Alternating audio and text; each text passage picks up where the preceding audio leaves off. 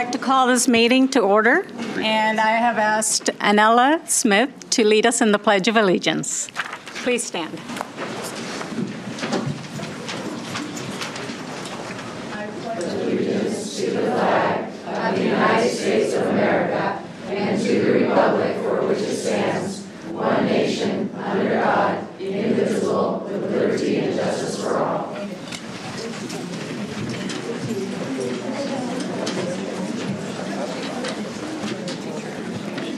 Okay, good evening.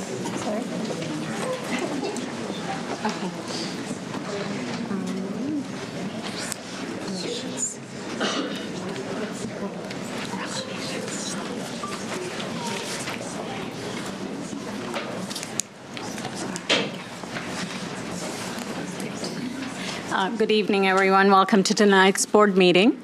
And this is the meeting held in public to comply with the Open Public Meetings Act. And we'll have opportunity for public comments later in the agenda. If you would like to address the board, please fill out the white card with the blue border and give it to staff in the back, I believe. Give it to staff at the table near the entrance of the boardroom. If you wish to speak to an agenda item, please indicate on the card and your name will be called at that portion of the agenda. You will have 3 minutes to speak. As a reminder, this is a listening session for the board, and we do not respond to the comments, but you will be hearing back from staff members if you indicate your contact information on there. If you are a student, please check the student box on the card. And due to the high number of public comment cards that we will have, and we have several here already, we are asking that students address us first, and this would allow you to return home to get the rest you need before school tomorrow. Let's see. Dr. Watts, do we have any changes to the agenda? President Vengadassalam, members of the board, Ms. Halley, please note that a supplemental personnel report has been added to the agenda and it is before you on the dais. All right. I'd like to ask for a motion to approve the change to the agenda, please. I so move. Is there a second? I'll second that. All those in favor? Aye. Aye. All those opposed say no. All right, motion passes. We are going to start with 2.0, the recognitions, and the first proclamation will be read by Director DeBruler, and Ms. Christy Padilla will be accepting the Teacher Appreciation Week proclamation. All right. Well, we know that teachers work really hard. It's a very hard job. We go into it because we love learning. We love to see children learn, and we love to see that light bulb go on above their heads. So this is for all our teachers. Whereas the role of the classroom teacher cannot be overemphasized, for they are the single most influential factor in a child's educational experience. And whereas our teachers are at their best when they hold students to high expectations, challenge them to think critically, push them to excel in the face of any obstacle, and guide their development toward becoming contributing citizens. And whereas under the expert direction of our teachers, classrooms throughout Kent School District are places where students have the opportunity to display creativity and imagination and develop a passion for learning that will last a lifetime. And whereas excellent teaching is a labor of love, and our dedicated professionals often use their own resources and work long hours to enhance and enrich the daily learning experiences of their students with innovative and individualized lessons, and whereas educators shape the future of our community and nation as they work each day to prepare our students to compete globally, and whereas the value of our talented, committed, tireless, and inspirational teachers is without measure, now therefore be it resolved, the Kent School District Board of Directors hereby proclaims May 7th through the 11th, 2018, Teacher Appreciation Week in Kent School District, and urges all citizens to pay tribute to our public school teachers. So, Christy, are you there somewhere? Oh, she's there. She is.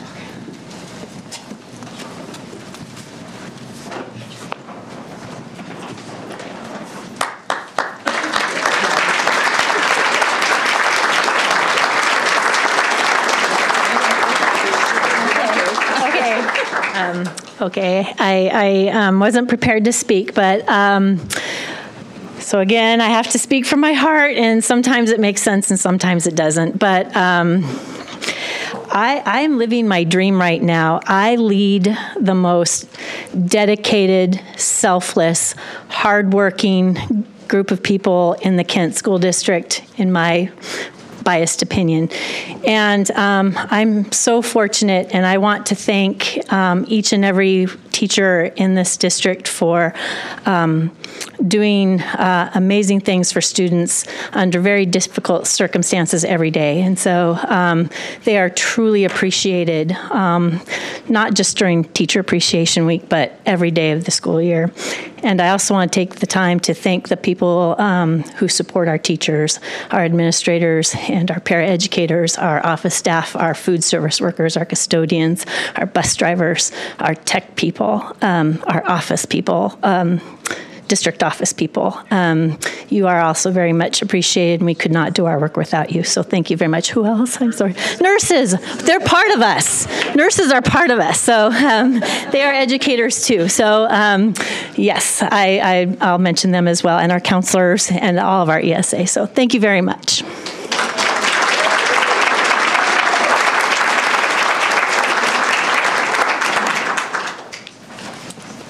Next is the proclamation for the Asian Pacific American Heritage Month. And I'd like to read the proclamation.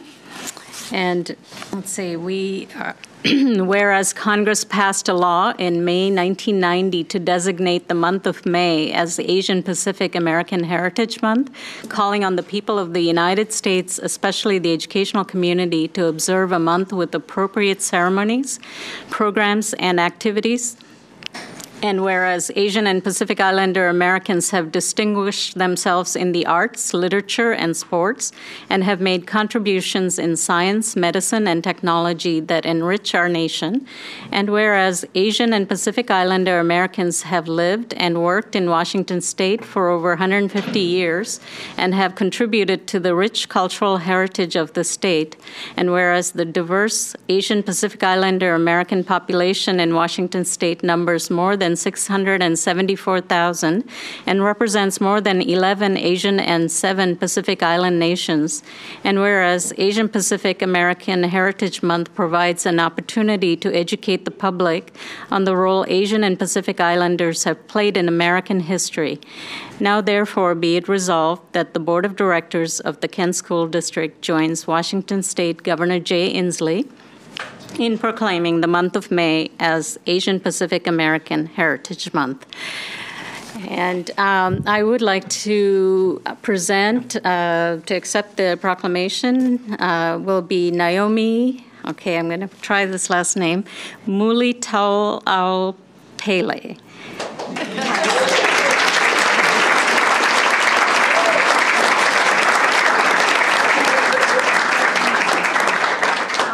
And if you can give me 1 minute. And I would also like to ask the members of the Kent Lake Pacific Islander Club, Kyra Anella, I hope I say that right, Anella, Christian McFarland, Fiona Fula, and Jag Galei. This group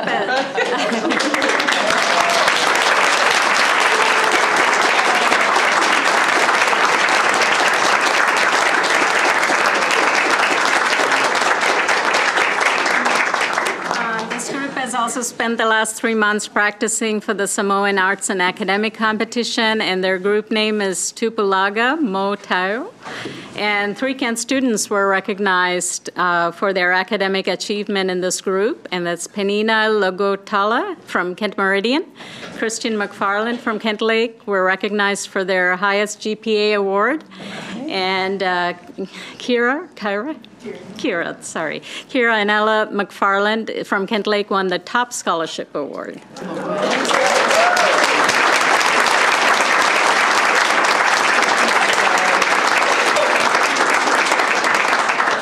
So if you would like to speak or share anything, we'd be happy. You come. Here, how about here? I'll start, and then okay. Thank you all for this wonderful welcome. Again, my name is Naomi Mulitao Pele. I'm a Tangaleo now, my husband's back there. And we are just so honored. We're so thankful and proud to finally see this time come. I am the Chief Executive Officer of the Education with Purpose Foundation for Pacific Islanders. We are new to this fabric as Pacific Islanders. We do have, our Asian American brothers and sisters. We have a combined identity, but as Pacific Islanders, being from the islands, there is quite a little bit of difference in the cultures, but I'm here to say that we are definitely excited to bring forth, all of the opportunities that we see as a culture from the islands to bring here, to come to America. I'm seeing these kids that just totally taking on these opportunities. Me being the first Pacific Islander to graduate from Stanford University, it's like, but it goes to show that we're new to this fabric. So seeing, these students, you're students now, you're young adults now. It's been a long time ago. I was in high school like you guys, but just seeing the development over the years, we as an organization are just committed to working with the Kent School District to bring alongside everyone behind us to come and just be great citizens of the community, to come and just work together to just make a better future for all of us. So thank you so much. And I'm going to hand it off to the young lady here. And thank you.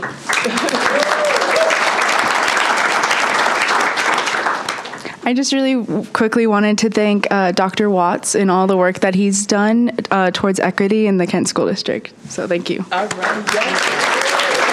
Thanks again.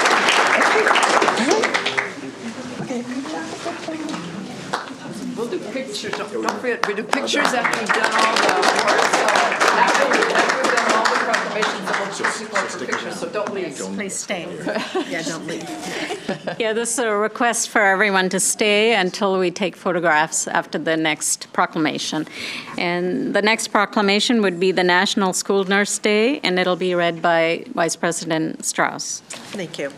Whereas all students have the right to their healthy needs met safely while in the school setting, and whereas children today face more complex and life-threatening health problems requiring care in school, and whereas school nurses are professional nurses that advance the well-being, academic success, and lifelong achievements of all students by providing critical safety net for our nation's most fragile children, and whereas school nurses act as a liaison to the school community, parents, healthcare providers on behalf of a children's health, and whereas school nurses support the health and education success of children and youth by developing and providing programs and leadership, and whereas school nurses understand the link between health and learning and are in a position to make a positive difference for children every day, now therefore it be resolved that the Kent School District Board of Directors hereby proclaims May 9th, 2018 National School Nurse Day in Kent School District and urge all citizens to join us in this observance.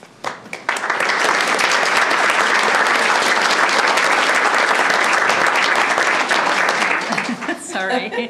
Dr. Mary Newell, Coordinator of Health Services, and School Nurses Tracy Papineau and Christy Welsh will accept the proclamation for National School Nurse Day.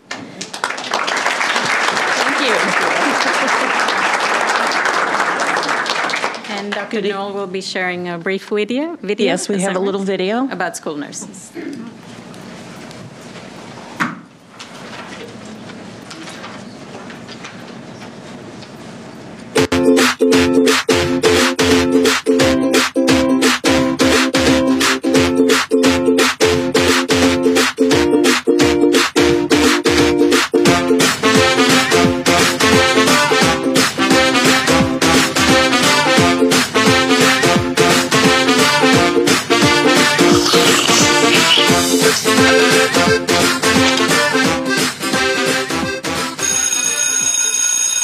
When you're a school nurse, you build relationships with students all the time. After they get to know you, they're in the halls and they're waving and, "Hi, Miss McDowell. How you doing? You want me to come in and see you today?" I always tell them, no, it's good for you to be in class. You can wave when you go by, but stay in class. You get a grade for that, not for being in my office. So I have this great thing that I do with a special black light and glow-in-the-dark powder that I put on kids' hands. And we talk about how we want to get those nasty germs off of our hands through washing them. And I do that in kindergarten and first grade. And in fifth grade, these kids will still remember. I remember the time you came in and did that germ stuff with me. The school nurse keeps you healthy and makes sure you don't get hit like a stapler on the head like I did. When I started, there were 2 diabetic students in this district. 2. And EpiPens had not yet been invented. And as we talk today, I've got 300 students that are insulin-dependent diabetics and 2,500 EpiPens. We do a lot more than just give out Tylenol and Band-Aids and ice. We're advocates for the students. We're there all the time. We're there for these stomach pains when it's really anxiety that they have about the test or maybe some big things going on at home and they need someone to talk to. The nurse's office is a safe place. So if you're not feeling well, not only physically, but mentally, and you just need a place to relax, there's always a separate room in the nurse's office where you can just lay down and just take a break for a little bit. They think I'm the eyeglass fairy because students will come down with their broken glasses, and at lunchtime I run over to the eyeglass person and they fix the glasses. I love being a school nurse, and I love being a school nurse because it's never a dull moment.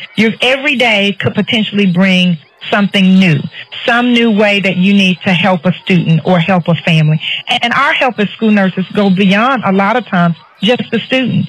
We're making referrals for kids, but we're also educating parents, helping them to navigate, the healthcare community outside of the school. We just want people to be healthier. We want everyone, no matter what their zip code is, to be able to live to their fullest potential. The funnest time you get to go down to the nurse is when you lose a tooth. Nurses around the country are my heroes. School nurses are my superheroes.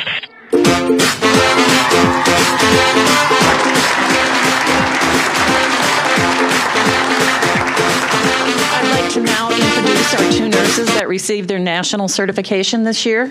Christy Welch, who is at Springbrook and at Panther Lake, is finishing her 4th year of school nursing with us, and Tracy Papineau is finishing her 1st year at Kent Lake and Daniel, and will be getting her master's degree in nursing in September. So thank you. Congratulations.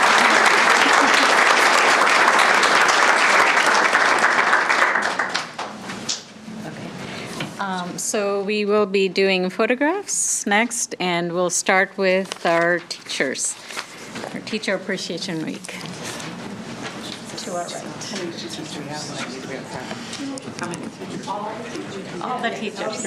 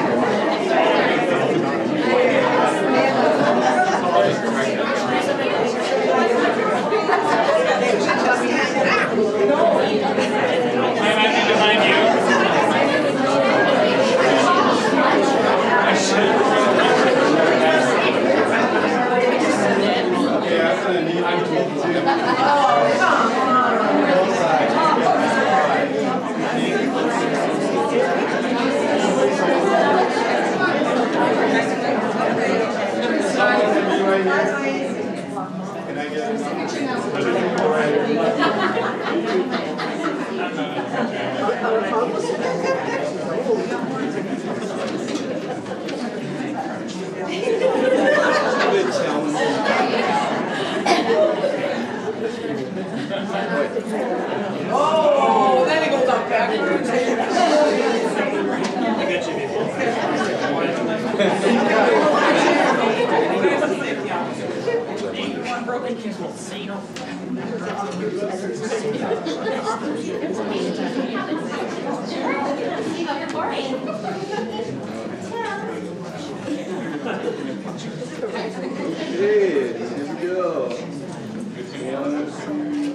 Teacher. Don't move yet. One more. 1, 2, 3. Sorry, I lied. I can't.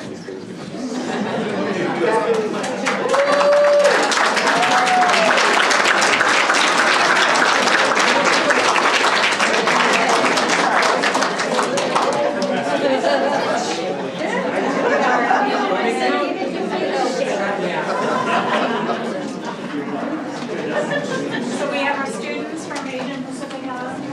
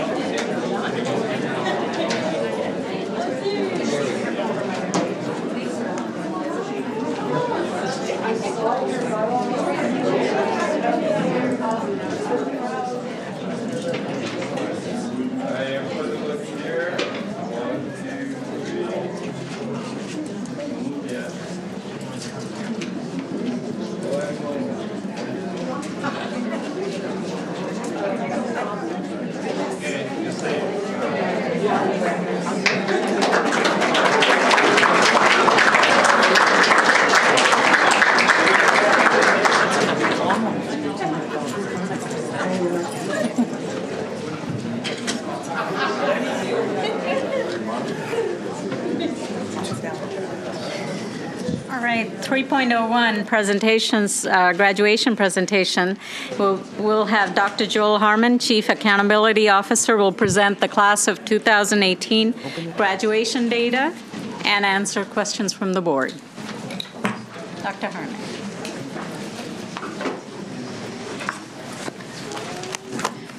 Good evening, President Van Godaslam, members of the board, Dr. Watts, Ms. Howley. It's a pleasure to be here talking about our core business, and with it being spring, talking about our students as they prepare for graduation.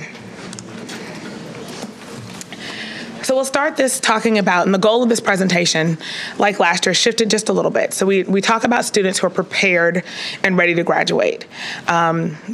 It's difficult to say with certainty what the graduation rate will be because it is somewhat governed by OSPI and their determination. However, we can get a good estimate and sense of that by backing into the two separate pieces of the requirements that are needed to meet graduation and what students are prepared for that. So the first part of that is meeting assessment requirements, and we'll get into a little bit later about some of the other flexibilities around this, but this goes to students who, as of May 3rd, when we ran the data, had met the assessment requirements. So met ELA, met math, met the combination of the two. For the class of 2018, they have to take the science assessment, but there's no requirement of mastery on that piece under current law. So we'll look at assessment requirements by race, ethnicity. What you have are the student groups as reported and required under OSPI, the counts, and then you have the percent who met ELA and math combined, and the percentages. I want to talk about the American Indian Alaska Native row for just a second. So it's less than 10.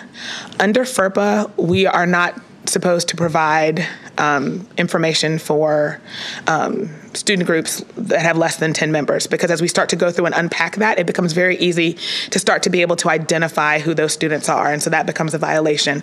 So I put the collective whole number here, but as we move forward and we start to break that out and unpack it, you will not see values for that. And we can go into detail about but I can't share that in a public setting that way. Asian students, Black, African American, Hispanic, Latino, Native Hawaiian, other Pacific Islander, 2 or more races, and white. As a whole, our student success rates with assessment requirements to date are holding steady. So that's a small celebration. I'd prefer that they be increasing, but I celebrate the fact that at least we are not worse off in that case in terms of that opportunity. We'll talk about, again, the flexibilities of that moving forward. What is a positive here is that our students who are English language learners, low income and special education students across our district for the class of 2018 have significant percentage increases over the class of 2017 in terms of their passing the state assessments. Again, these rates are not necessarily where we'd like them to be, and there's still work to do across the board for all of our students. But the fact that we've got 7-8 percentage point increases over last year is just huge. And that's a celebration and a testament to the work that's being done, our students digging in, the supports that are provided across the district. And so that's wonderful. But we know that assessments alone won't get us to graduation. It's the combination of course credit attainment and assessments that get us there.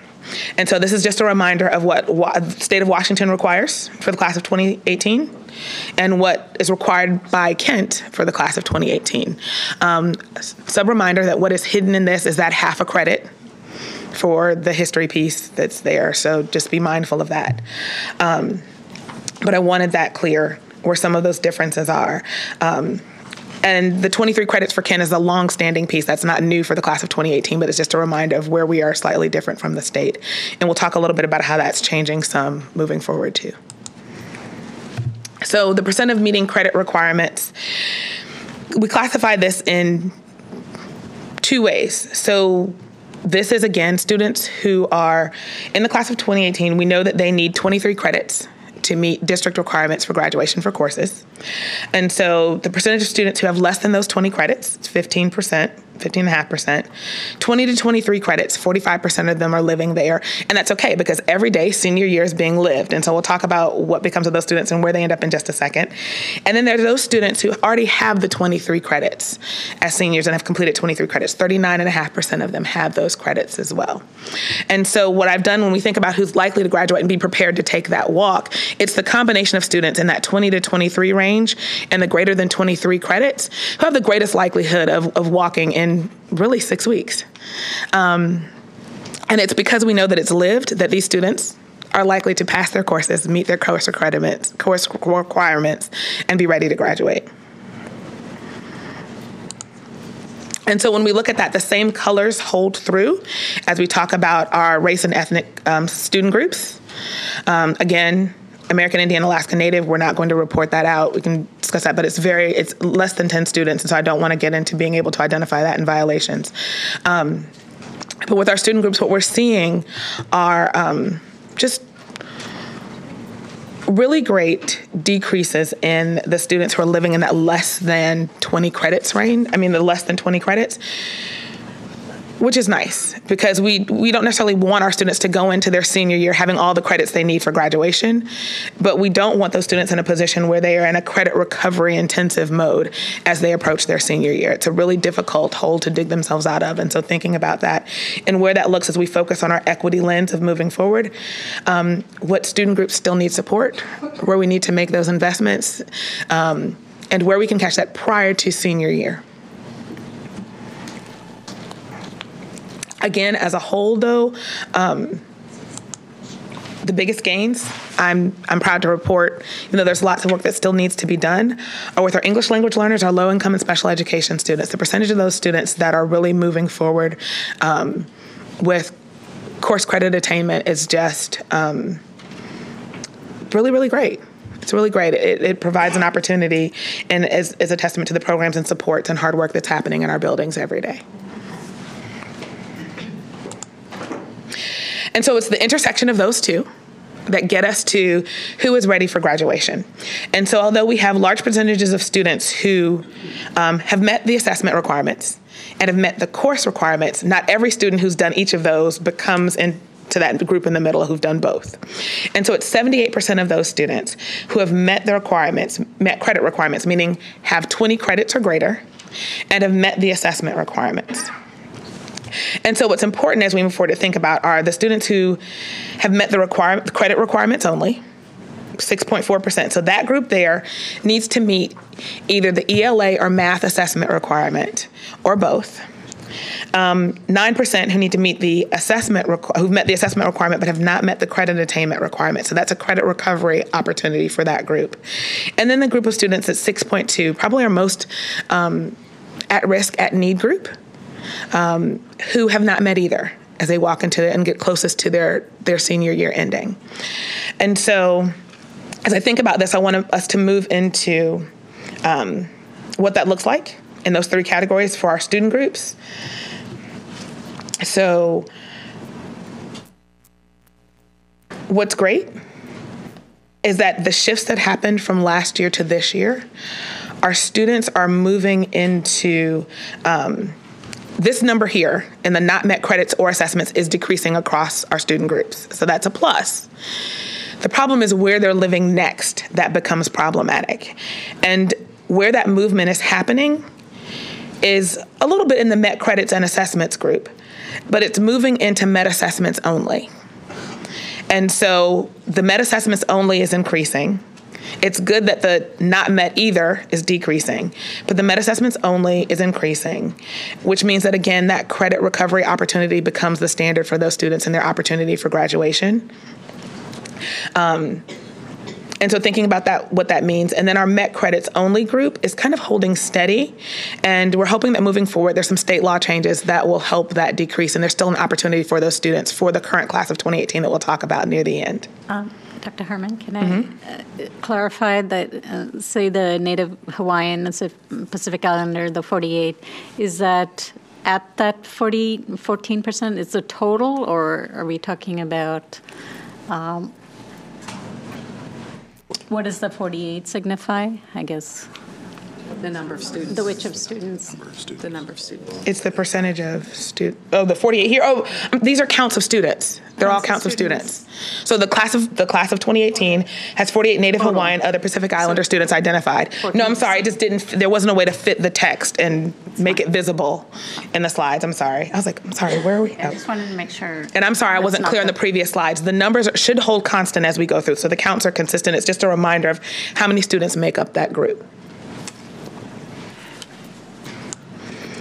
And then again, with our English language learners, low income and special education students, the same pattern holds true. So we see the decreases in the did not meet either of the requirements, but the movement is happening in the met assessments only, and then met credit assessments. So really great that they're moving in this direction with meeting both requirements.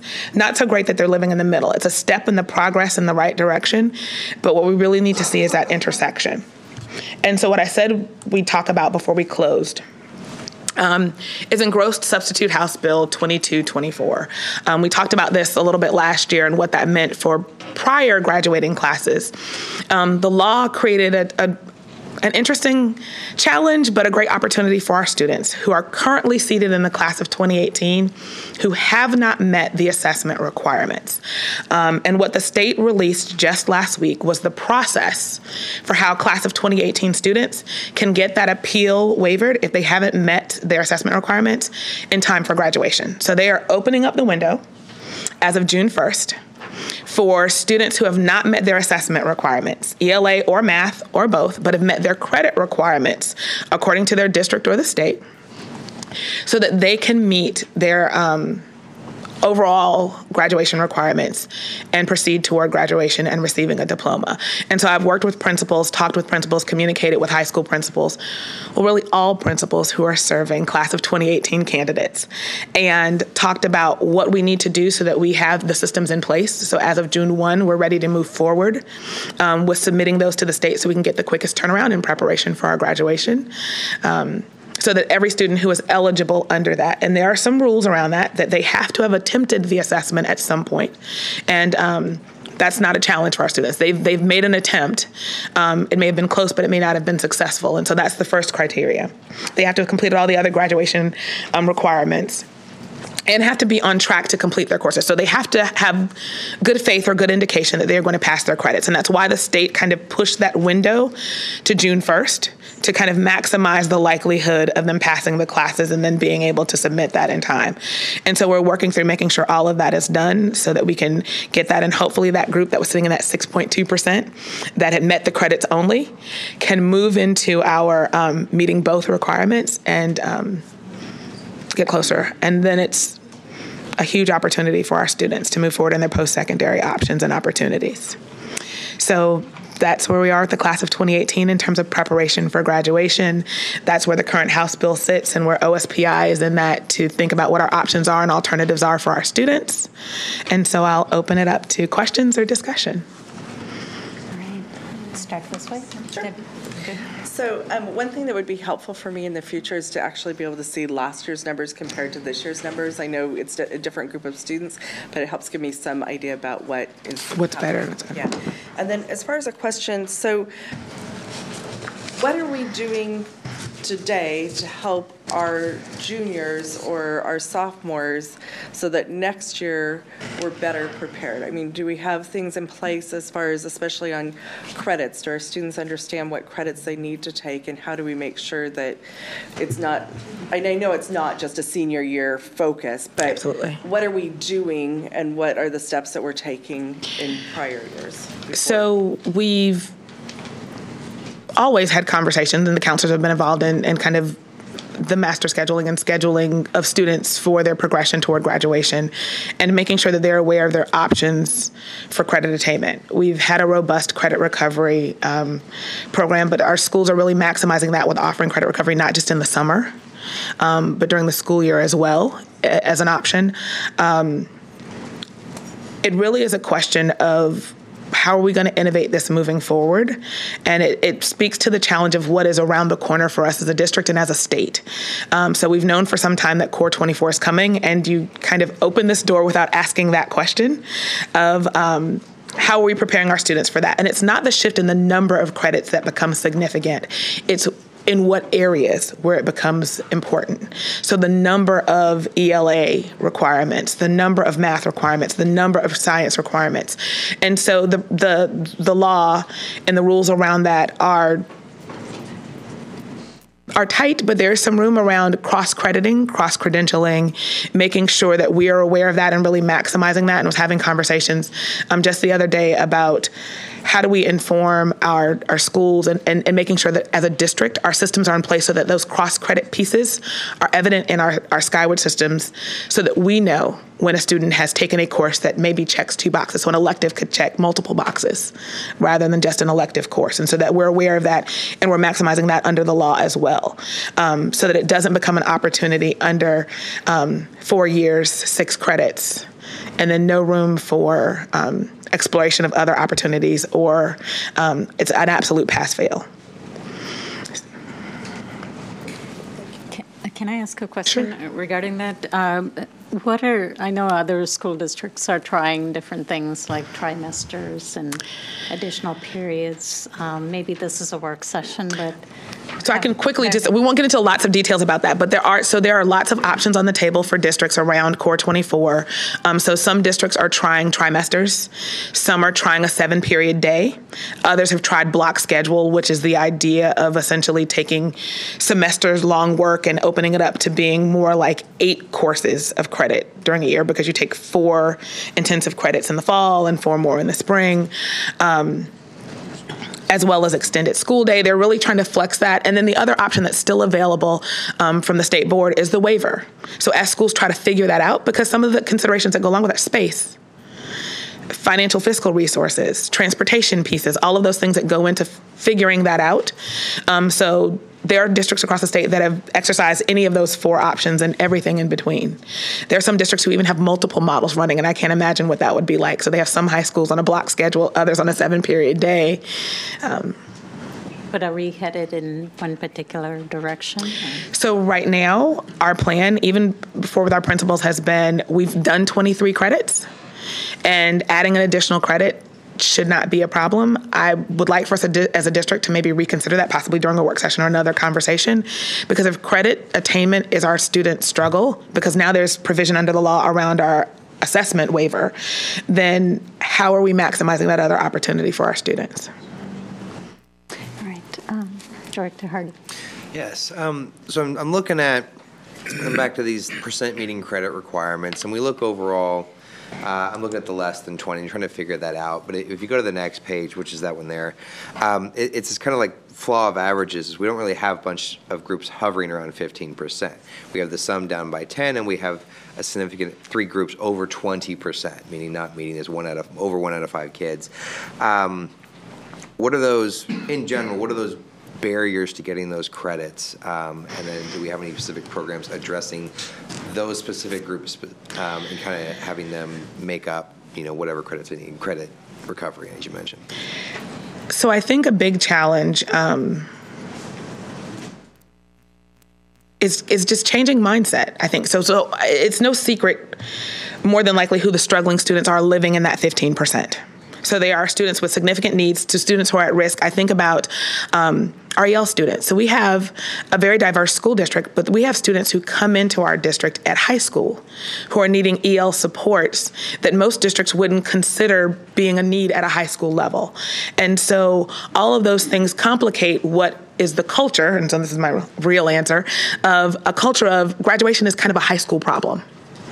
And I think it's about changing that sensibility and that mindset district-wide about everyone kind of owns a piece of graduation, and not in you're obligated to start teaching high school content and middle school and those kinds of things, but really thinking about finishing that year strong and finishing that year well so that they are prepared for the next grade level.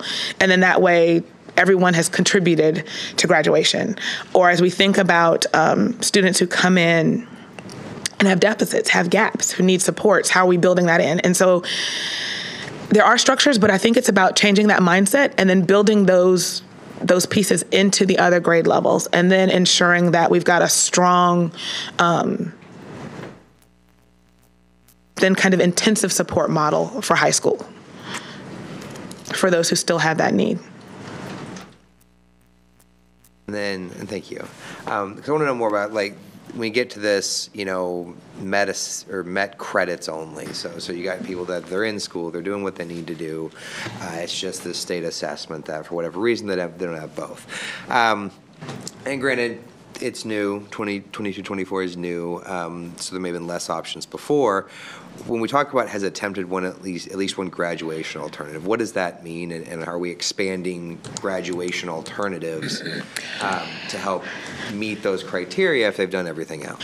So the unfortunate good news for Kent is that our students have done a great job of maximizing those. And that's why I think our meeting assessment requirement piece is so high, is because the state has always had options of using SAT or ACT, of having alternatives for inclusive ed or other students. They've done away with the portfolio work, but they've been open to using other assessments other than the state assessment for those pieces. And then the last flexibility that they added is the waiver completely of the student being able to show demonstration of mastery through another way, and that's through enrollment in a 2-year post-secondary experience or a 4-year post-secondary experience, enlistment in the military. So they've really opened up and expanded what that is. But our students historically have really managed to flex those opportunities and really kind of master that. And this just kind of kicks down that last door on that side. But that's what that means. And can you clarify, because I'm going to do a rough number. There's maybe like 100 kids who have met credits only based on the numbers you have there. Do we have a dedicated resource here that helps put through these expedited assessment appeals, or is it down at the school level? Where is that? No. So yes, it rests with me, because OSPI thought it was an awesome idea to have one district person, who they call the District Assessment Coordinator, the DAC, submit those. And so I don't think they considered what that meant for large school districts. Because you literally have to go through and you have to hand enter. We thought it was going to be an upload piece. So we submit an Excel file that has student name, what waiver they're expressing, how we believe they've met the credit. Nope, one by one, we have to hand enter what is required. So that's another reason why I want to start this as early as possible, so that we can get them through as quickly as possible. I've been pushing the state on that a little bit, because I think our larger districts have that other challenge. It's not just a Kent problem. It's right. And I don't think they really thought that through that way. At least, because I think this is, you said June 1st. This might open up. So at least we're coordinating this at the district level to try to get all these through and put through. And so I'm enlisting other help to do that. And we're already working on that plan of who can, I guess it's not, we're working on a plan to do that. I don't want to get into the details of that, just because it's good practice for our students. It's good practice for the district. It's probably not best practice in some other ways. But for our students' sake, for our family's sake, we want to make sure we're maximizing that. Okay, thank you. Okay, on the students that have 20 to 23 credits, that's where they stand right now. And if they get 3 credits, or how many ever they're taking this semester, they should be fine. So we don't really know how many students in there might make it or might not, but they're likely? No, right. I didn't get into the who's got a C+ versus who's hovering at a D-. I just took it as if they are living their current year and trying to finish strong. And I'd like to believe that every senior is trying to do everything they can to graduate, that they have their shot at getting there. So I didn't get into what grade point really was the difference. So no. And the other thing that I'm looking at is the district percent that met assessments in math. And we've got 91.6% students who met the requirements in math. And recently we looked at the assessments for kindergarten, first, second, and third grade, and they were going down, down, down, down. And now all of a sudden we've got students up doing really well in math. And is it, I mean, this is like a rhetorical question. I don't expect an answer right now, but is it developmentally appropriate what we're doing for them in K through whatever, 3, 2? Is our curriculum adjusted to the testing? I mean, does it match the Washington State standards? So I think it's a little bit, it's really interesting how assessment is tied to graduation, because assessment prior to high school is a one snapshot, once in a moment, once in a lifetime deal. So you take the third grade test at the end of third grade, you take the sixth grade test at the end of sixth grade, that kind of thing. At high school, there is a set year where you take it the first time, so 10th grade under current law.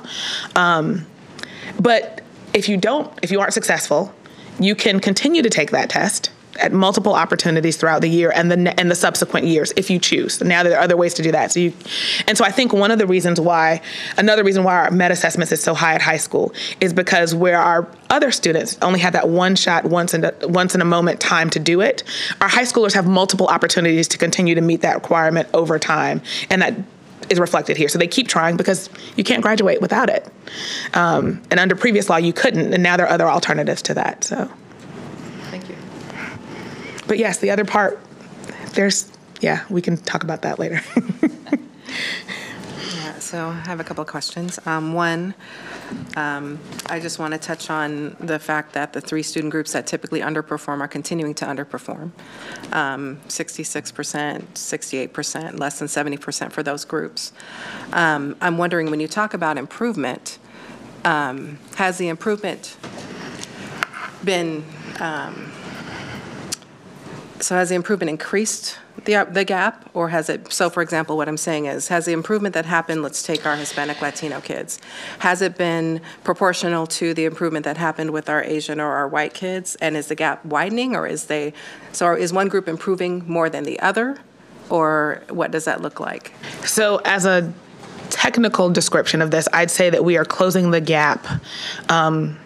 Low would be how you typically describe that, meaning that other groups are holding steady or slightly declining, and that group is raising. So what we would like to do when there's work to do, and none of our groups are at that 100%, is close high. So meaning that how do we accelerate those lower attainment groups while other groups are continuing to rise? And so, yes, it is a function of steady wavering for other groups while that other is closing, but that's not our goal. We want both groups to rise and one to rise to meet that, and that's going to be the bigger challenge of how do we accelerate that group while another continues to move up. And so, unfortunately, this is not new. This has been the data for the last several years. So, and I haven't seen a lot of movement, so 1 or 2, 3%. So I'm really interested in what the district is doing as a district to help address these disparities that continue to exist among our students of color. So we don't have a differentiated plan around that in a formal way.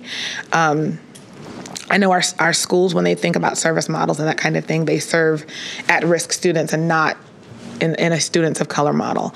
Something that we've talked about that came up in our work session was how do we build and think about equity-based budgeting, equity-based kind of programming and thinking about that.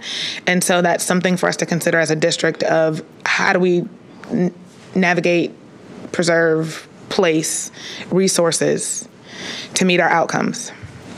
And so that's another thing I'm curious. With the budget, with considering the professional development that needs to happen for the support of those kids, I would hope that we are providing adequate resources, and that is a target focus of our professional development for our staff and our support folks to help address these issues. So, spoiler alert on a loosely related presentation in the coming board meeting and work session. It's budget season, and in budget planning for next year, we are thinking about building some of those things back in because, again, thinking about outcomes, thinking about what's needed for our adults so that our children are ready. And so you will hear more about that as a board. You'll see more about that, of where we're putting that, why that's showing back up, how we're proposing funding some of those things. And so we are thinking about that and building that back in. Thank you. Okay, so I will just reaffirm the concern I have with the Core 24. We've talked about it for years, and I would really like to see our district have a plan. So if it's a work session, whatever that's required. And I also want to just mention, yes, looking at the numbers for our students of color, it being Asian Pacific American Heritage Month, and their numbers are the lowest that we see there. It really makes me wonder, how we can use our partners more effectively. Obviously there are fantastic students. How do we get them more involved in becoming mentors to our other students? Whether it's coming down to our lower grades, earlier years, I don't know, but we need to be more creative, given that we have our budget restraints. We need to be more open in looking at those who are successful and who have been able to assist, for lack of a better word. other students and that, okay? So with that, thank you, Dr. Harmon. Duly Appreciate noted. I it. made some notes. Thank you.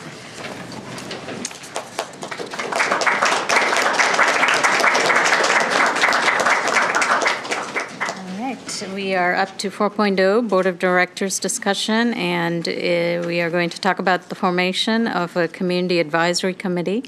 The board will discuss the establishment of a Community Advisory Committee for the purpose of providing feedback on the Kent School District's performance against the strategic goals. Additionally, the Community Advisory Committee will gather information to advise the board on any misalignment, underperformance, or inefficiency, make recommendations, and communicate such to all stakeholders.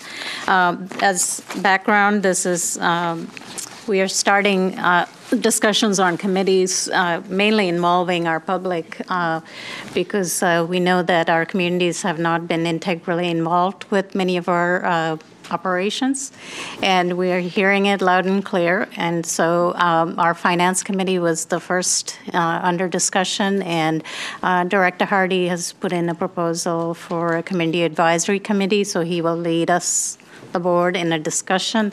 There will not be any approvals made tonight, but it'll be a discussion, and we'll go from here. All right? So I will turn it over to Director Hardy. And Sure. It's short here, and I know I've shared this with you. So the background came from kind of two sources. One was coming on board as a new director, meeting other board directors, especially they were new, Seattle, Renton, Lake Washington. They had several standing committees. We had none, at least at the time. I know we had committees in the past, various things. And you reach outside even to the Kent City Council, a lot of standing committees where you have smaller work groups that do things. They include board members, they include community members. We didn't have any. And as kind of going through a lot of what we've been through over the last 3 months, individually as board members, I see us struggle to get as much as we can individually from all the people we talk to week, and then bring it here and just say it as much as we can during our reports. And then, of course, I struggle mightily to not engage in the dialogue when people come up and speak publicly, because I want to talk, I want to answer your questions. So the Community Advisory Committee is a way to bring that together. At least it's the first step at it. Similar committees exist, so there are other policies and procedures to draw from in terms of how often they meet, who are they made up of, how much control do we have, what do they do. The idea of this is to have community partners, people who are in our community, volunteering, mentoring, whatever it is, that represent parts of our community. They could be teachers, they could be people who work at the library and do whatever they need to do. But they bring stuff together, and they specifically look at, from the outside, from the community, how are we performing against our strategic goals? Are we walking the talk? Is there a misalignment? Is there underperformance? Is there inefficiency that's observable outside? Prepare a regular report and then have it present to the board on a semi-regular basis. We can determine what that is, but that's the idea. So when I read this, the first thing I thought of is it kind of, in some ways, mirrored a little bit what we'd started with our strategic plan and our strategic planning committee, and what we had asked for that committee to do. And so part of me goes, okay, so could we somehow align it to that, or bring it so that it was that, because that was one thing that I know that I kind of felt like we haven't had done really well at, is actually having that a committee come together and really looking at that strategic plan and those goals and where we're doing against, and how we're doing with those, and how we're communicating that out.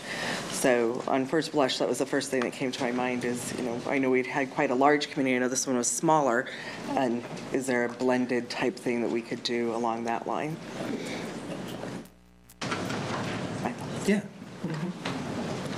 Sorry, Karen? Yeah, no, I think it's yeah, it's a great idea, and I think in addition to so there's been a lot of questions about the strategic planning committee. People are wondering who is on the committee, who, you know, and so I think I do like the idea of maybe bringing some folks back together to have those conversations. Has there been any follow-up meetings with this since the strategic plan was adopted? Have there been any follow-up meetings with the committee? There have been some, but it's been a while now. So it was earlier on. I don't think we've had any recently. So at the very beginning there was, but not recently. So okay.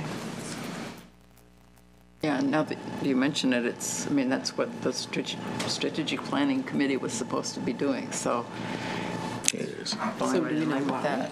Pardon? Do we know why there have not been any meetings?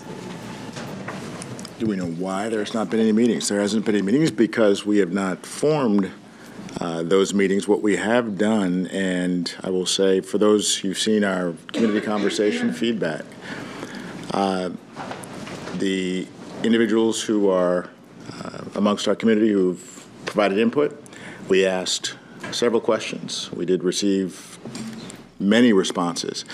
We also asked, after seeking input, who wishes to be a part of our standing steering committees. So 4 goals, 4 steering committees. Those individuals would volunteer to serve on those committees to provide advice, input, just as we were speaking now, to give our board, our community, our Kent School District feedback on how we're doing. Are we meeting our goals? Are we falling short, or are we exceeding? And if so, if we're exceeding, and in some ways we were the first year and a half of our blueprint, do we need to expand our goals or simply change them?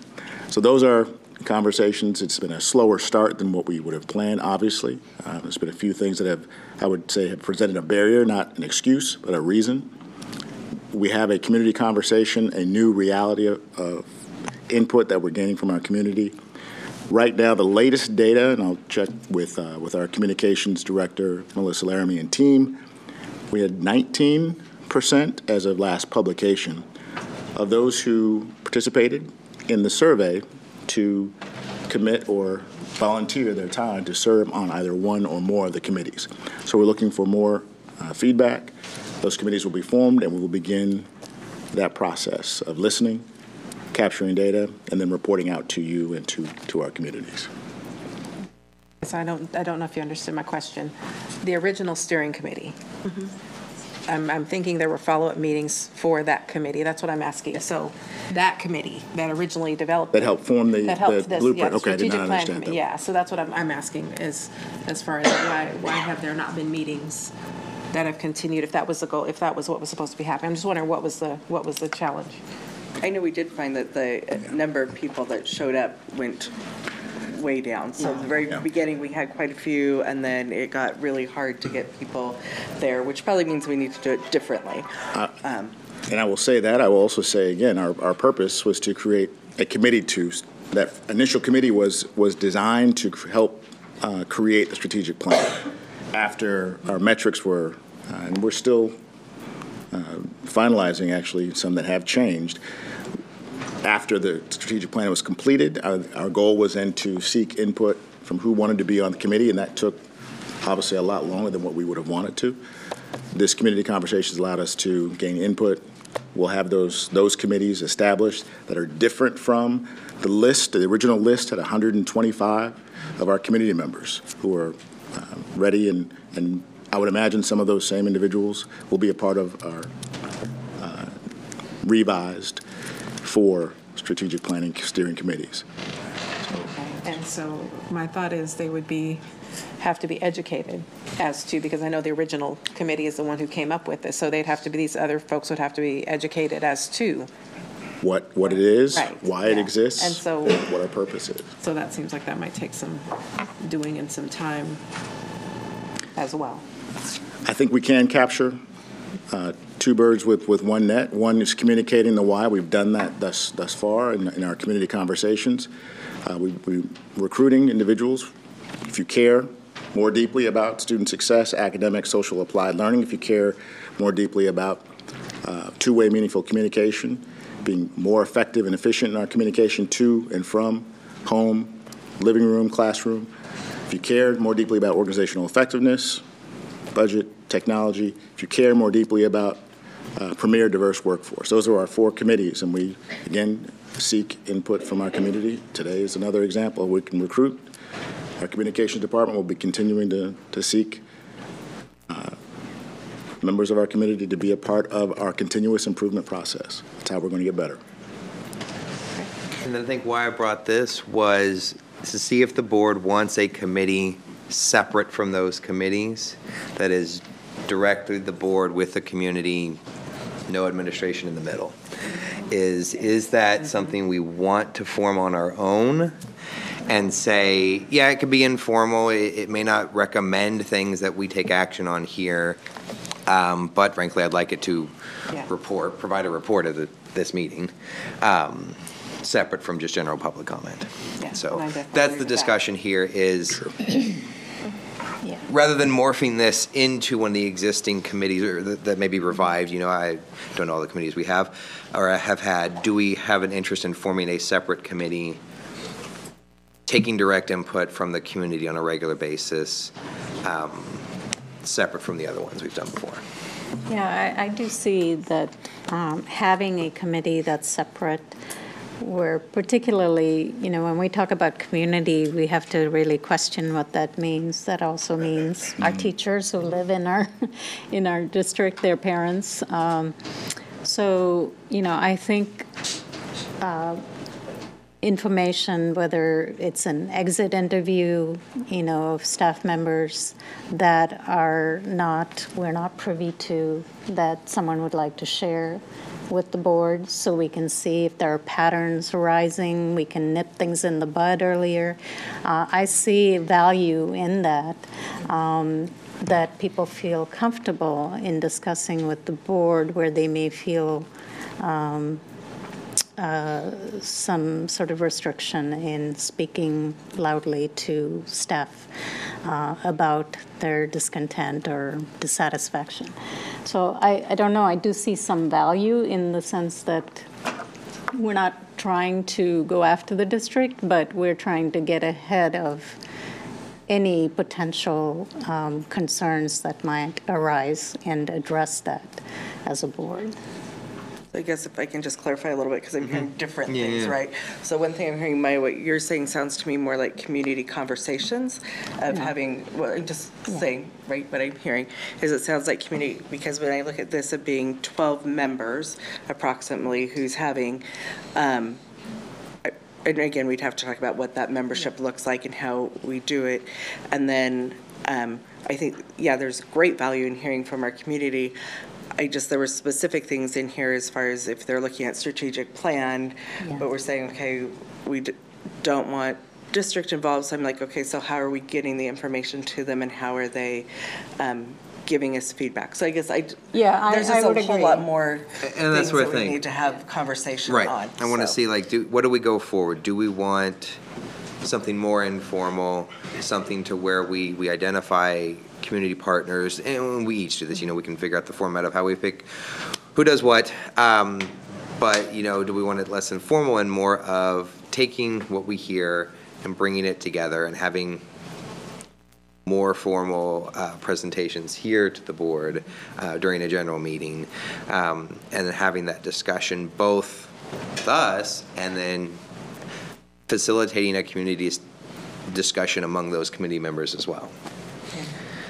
Yeah, I think, you know, even if it's 12 members, they may be citizens who have connections, you know, a wide range of connections. And so if they can be the conduit between the board and the community, you know, I think that would really assist us in not waiting till the end when there's really difficult issues we're facing, but we at least get some advance notice of what's churning. And I want to kind of ring fence this too, because I didn't want this to be a way to go around the normal internal grievance or complaint process or anything like that. Like the processes and the protocols would stay in place, and this is more an informal setting to do that. Yeah, and I think it's important that it's not district-led.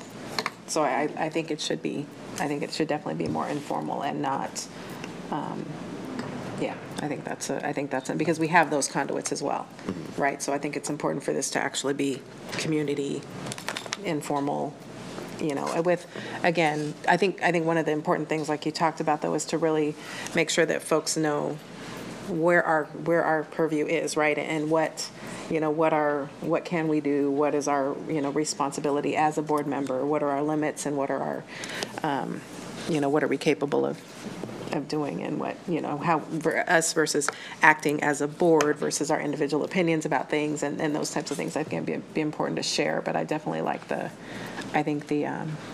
community-led, the informal would be. I think we need to make sure that the makeup of the committee matches the demographics of our district, because at the community conversations it did not. Right. And I think there are a lot of people out there who need to have their voices heard that aren't being heard, and we need to make sure we invite them to do that also, because there are issues there that may not have been conveyed at all at the community conversations. I mean, yeah, it could be selection by, just the people we know. I don't know. There could be nominations. Yeah.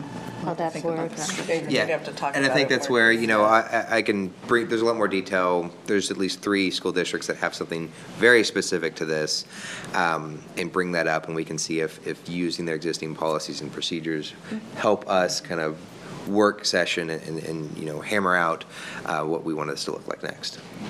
I think student voice is important as well. Yep.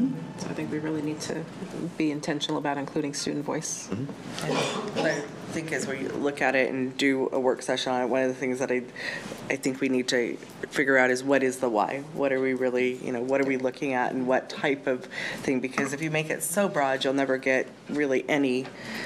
And I think it needs to be broad, but how broad is broad, and is there something that we're really specifically looking for? Well, if we can stick to the strategic goals, and say, well, this is what it falls under, and always come back to our strategic goals and how we're addressing that. I think that would be beneficial to anyone working on that particular. But then I'd also want to look at, if we're having 4 committees already on that, I don't want to duplicate too much work, and so just more conversation to have on it, right? Because I think there's lots of things that we could do when we look at equity, right? That's a great one to have more conversation on. And so. I hear purpose and advice. I hear input and I hear feedback, and so that would also be an important piece, determining who is sitting on committees, who's receiving information, and if it's information that is important for, as we mentioned, members of the entire community, whether it's staff, teachers, school board directors, students, that those individuals are represented in some way for consideration. All right. Okay, good discussion. All right, next is our consent agenda. Would anyone like to pull an agenda item from the discussion, please?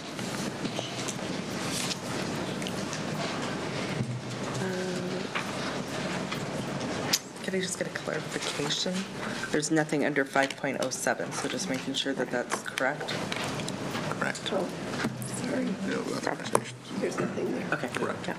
Okay. Thank you. Anyone else? No? I would like to pull 5.08. Let's see. That would be 5.08, the vouchers. All right. I'd like to ask for a motion to approve the consent agenda minus 5.08. I submit. Is there a second? I'll second. Okay, all those in favor say aye. Aye. All those opposed say no. The motion passes. And 5.08, if we don't have the answer tonight, that's fine. I'm curious about, on page 5 of the vouchers, we're talking about music and arts instrument repairs. And just sort of curious about the repairs. Are we getting competitive bids? How that process is going? It just seems like it's a lot of money that we would need to spend on repairs. So I don't know if is there anyone who can answer today, Dr. Watts? What we'll do is we will research, yes. Dr. Harmon is coming to the podium. I know that there are some conversations we've had about musical instruments and repairs, as well as different organizations that provided support. Okay. Dr. Harmon can speak to additional information. So I can't get you, I don't know off the top of my head every level of detail of what goes into the exact dollars of like what specific instruments were related to that particular cost. I know that we, in teaching and learning, have a budget where we help support the schools with repairs for instruments, especially our elementary schools, with some of those district-provided instruments as well. And it's part of that just wear, and sometimes it goes as repairs, but it's just wear and tear and maintenance. It's not always just repair, but as far as the kind of bidding process, I can check into that for you and get you as to how many. To know if there's a central. And how many are there versus how many are not. I mean, so is it increased this month because it was more instruments versus last, but we can research that and get that to you. And just if all of our schools are using different sources, if there's some sort of inefficiency in not getting competitive bids on that. And so we've talked about trying to find maybe a competitive partner, even as far as rentals too. So we'll pull that together and be able to share that with you. Thank you. And finally, I just wanted to ask about the auditing. I'm assuming these are the state auditors.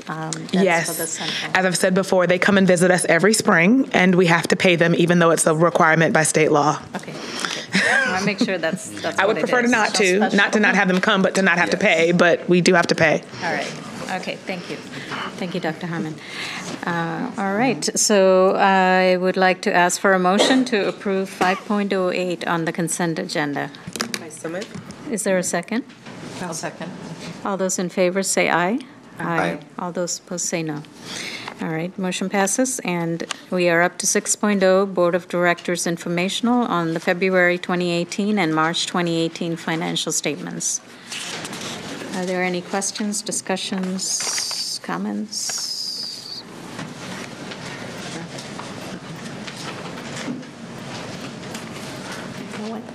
All right. 7.0 communication from the audience. All right, we are going to begin with our students. And as mentioned, 3 minutes to our students. We are listening for understanding. We won't be commenting tonight. And information and questions are going on our FAQs on the website. So you'll see answers there. And let's see, we're starting with our students, we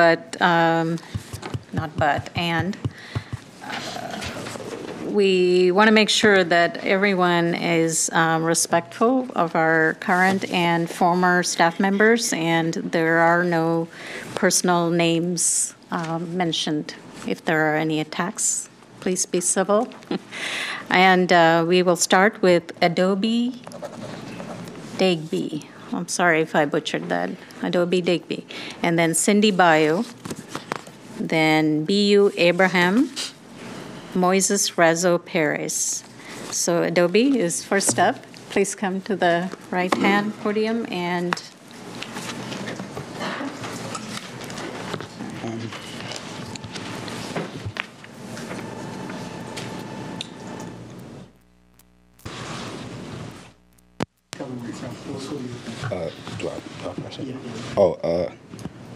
I go to IGRA, and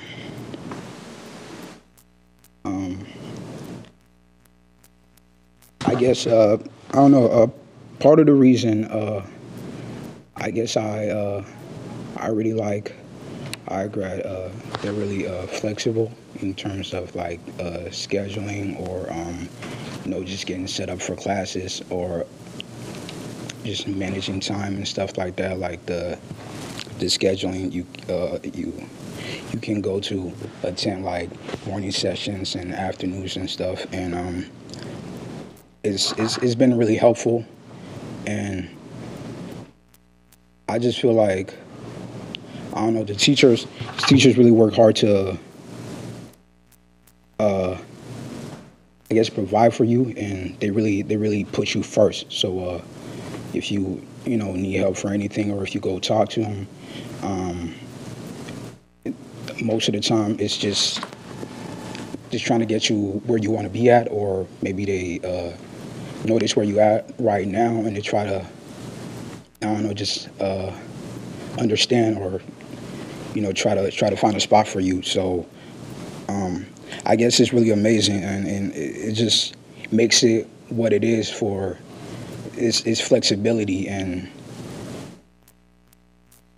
its way of being able to, I don't know, like communicate with students or stuff like that. Because like a recent incident that happened at my house,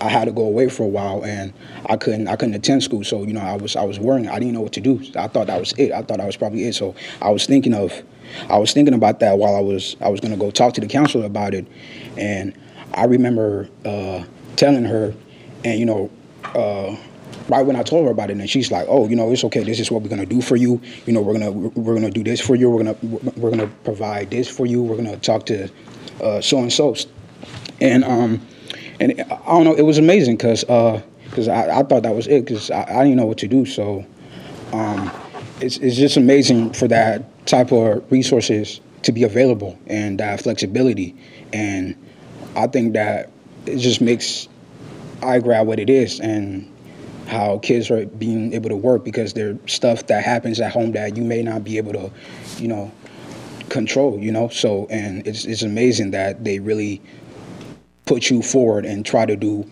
what you have to do. And I guess, I don't know, it really means a lot to me. iGrad means a lot. And I think I speak for the students that attend today and on the behalf of the students that couldn't make it, and nice to keep these resources and flexibility around for a long time. So, yeah.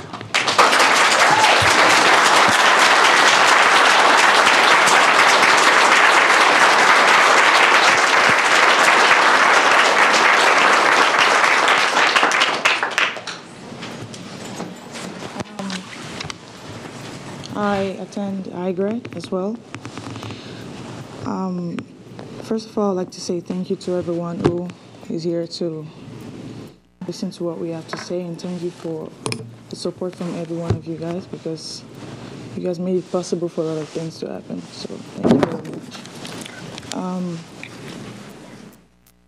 I really like iGrad because naturally I'm a very, very shy person, but with iGrad, I am able to express myself more because I have teachers who always really pay attention to me and other students, and it's really good to have teachers who really pay attention to you, because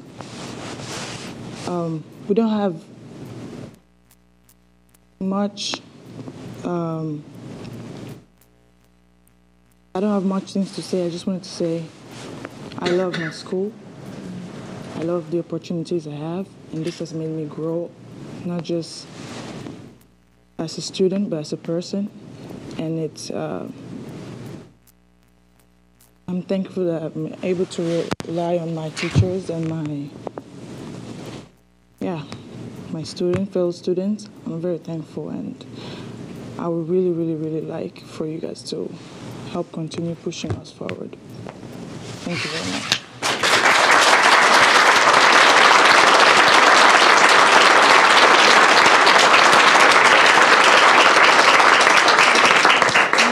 I have BJ Abraham. If all of our students can please state your name first before you start. Thank you.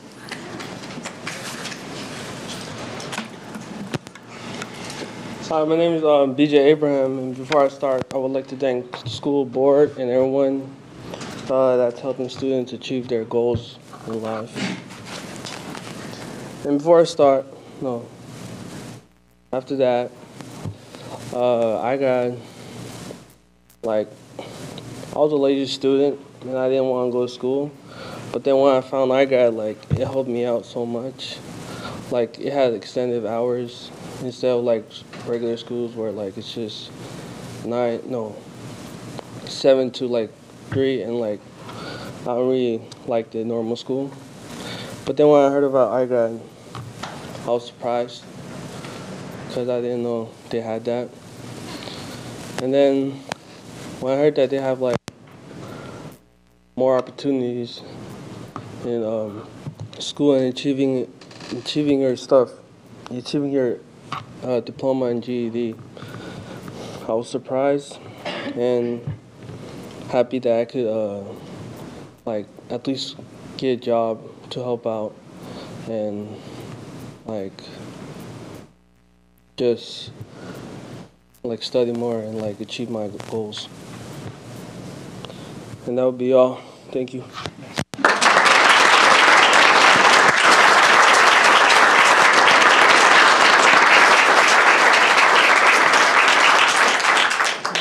Moises Rezo Perez.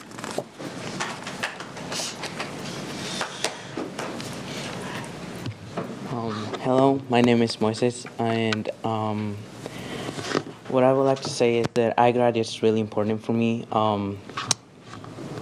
When I was in high school in Kentwood, I was attending to Kentwood.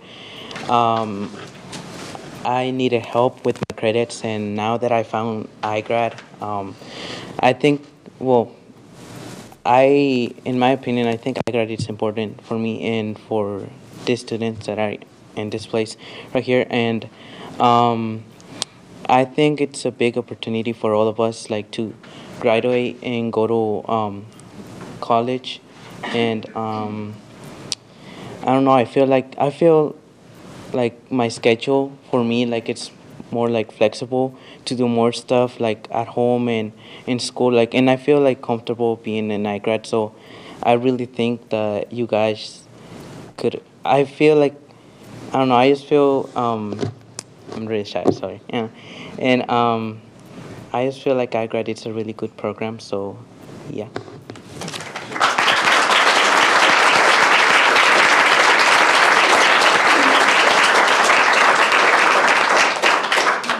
We are, next up is Demulia Wilson, followed by Alexander Huynh, Ledson Apollon, and Zena Abraham. Okay, Demulia. My name is Demulia Wilson, and iGrad is a very supportive system to where students could engage in working.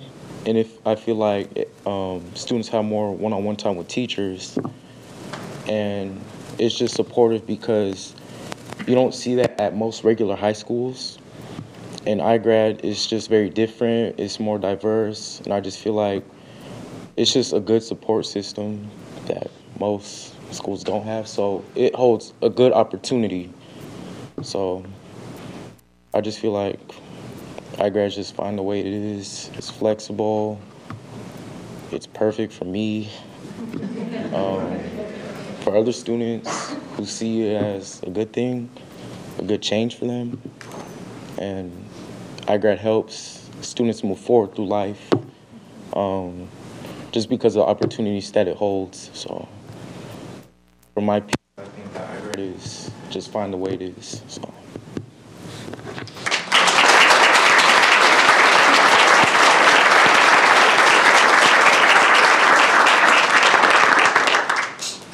Alexander.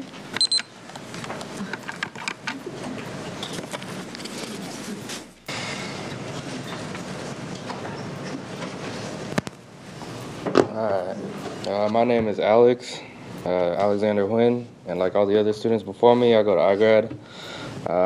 iGrad is important to me since I got my GED from there, so I already got graduated, you know, and they supported me a lot, you know, all the counselors and everything. And I was like doing like every bad thing you can imagine, but they gave me a second chance, you know. And now I'm like working at City Hall, you know, for human resources and stuff. And it really helped me out a lot. That's great. And that's it.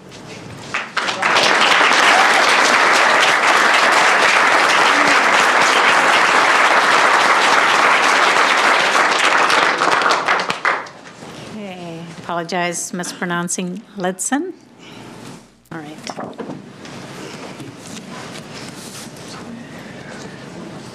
Hello, my name is Ledson. Like others before me, I'm going to speak about iGrad. But unlike everybody else, to me, iGrad is more than just a system. It's more of a family to me. I got guys like Samson, who's the social worker, got Jeff, who's the security guard at iGrad, Mr. Danino, Mrs. Quinn, Mrs. Jackson. Like, everybody there is a family to me. They help me out with my schoolwork. It's like a strict parent, like, hey, you gotta get this done. We're here to help you. We're here to help you graduate, and we're also here to help you figure out what you're gonna do after graduation. Yeah, iGrad is really, really flexible. Like, anything, like, if you work in the mornings, for whatever reason, you got kids, you got siblings, you got all this stuff in your life, like, the hours are really flexible. You can come in late at night and say, here, we're here for you. Like, other schools, there's some teachers that's gonna be late, but iGrad's always here, like, hey, we're here, what do you need? And if you have a kid, like, even if you have a kid, like, you have a son, daughter, like, they'll help you out with that. They're not just like, oh, we're here to help you graduate. No, we're here to help you for your life. Like, we're here for you.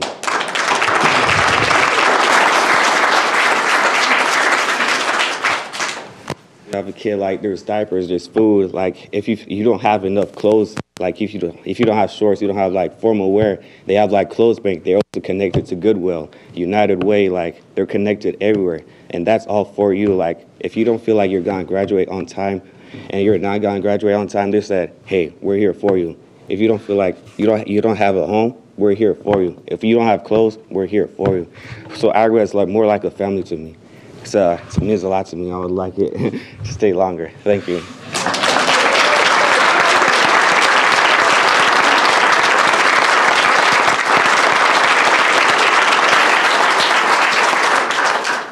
All right, Zena Abraham, followed by Kim Quinn, Michelle Bettinger. Okay, my name is Zena Abraham, and I go to iGrad. And to me, iGrad is just like what Eddie said, Eletson said. iGrad is like a home to me. It's like a family, and like I like the fact that like it's really flexible and like I have time, like, cause for me, I went through a lot of things, and like I have little siblings that I gotta take care of because I'm the oldest. So I babysit during the day sometimes, and I'm able to come in later on knowing that iGrad is open for me to come in and like do my work, and like I can go at my own pace without being rushed, and like the teachers are there to like help me at whatever pace I need to go at, and like they don't like rush you. Like they kind of do because they want you to finish, but like but like not really. Like they'll rush you like a little bit, but like not that much, and then but like they'll go at your own pace. Like they'll let you go at your own pace. Like they want you to finish, and like they want you to be comfortable. And right now I'm doing this internship with Renton Tech and the Youth Aerospace, and because of I was introduced to the internship because of iGrad. Like if it wasn't for iGrad, I wouldn't have been into the internship. And now that I'm into this internship, like I've seen that there's a lot of like opportunities for me, and like I've been to different places and like different job sources, and like seen that there's like a lot of opportunities, and like it's like not that hard, and like it's easy to like there's a lot of networking. And I also struggle with like doing financial stuff, and like iGrad helped me out with it, with like they taught me how to do it, get things done, and like it just helped me a lot. Like I can say iGrad is like a second home. It's like my family, and like they helped me a lot. And it would be really sad if iGrad was gone. So I just hope we can keep it longer and let everyone else get the chance to do what we do and got the chance of getting. And yeah.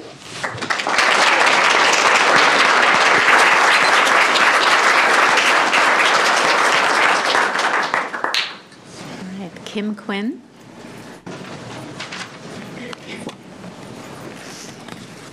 Hi, I'm a teacher at iGrad, and I came with a whole bunch of prepared information, but honestly, the students have said it far better than I could. We are a family, and we do care about each other, and I don't believe we could do the job that we're doing if we don't have our own space to be that family, to create our own environment where everyone feels welcomed and appreciated, and looking at your numbers, those students that have less than 20 credits heading into their senior year, those are our kids. Those are the kids that we are here to support. OSPI says that the Open Doors Youth Engagement Re-engagement program is a dropout re-engagement system that provides education and service to our older youth, age 16 to 21, who have dropped out of school or who are not expected to graduate high school by the age of 21. These are our kids, and we offer them hope, and they enrich our lives. So, thank you.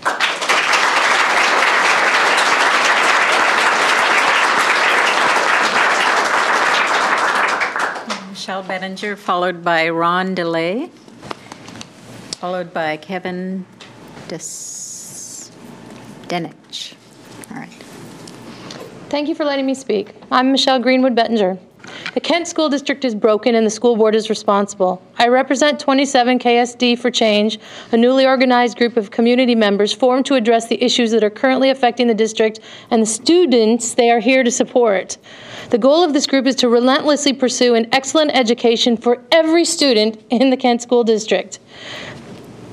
Like these students. They don't have a principal at night. They can't go to night classes.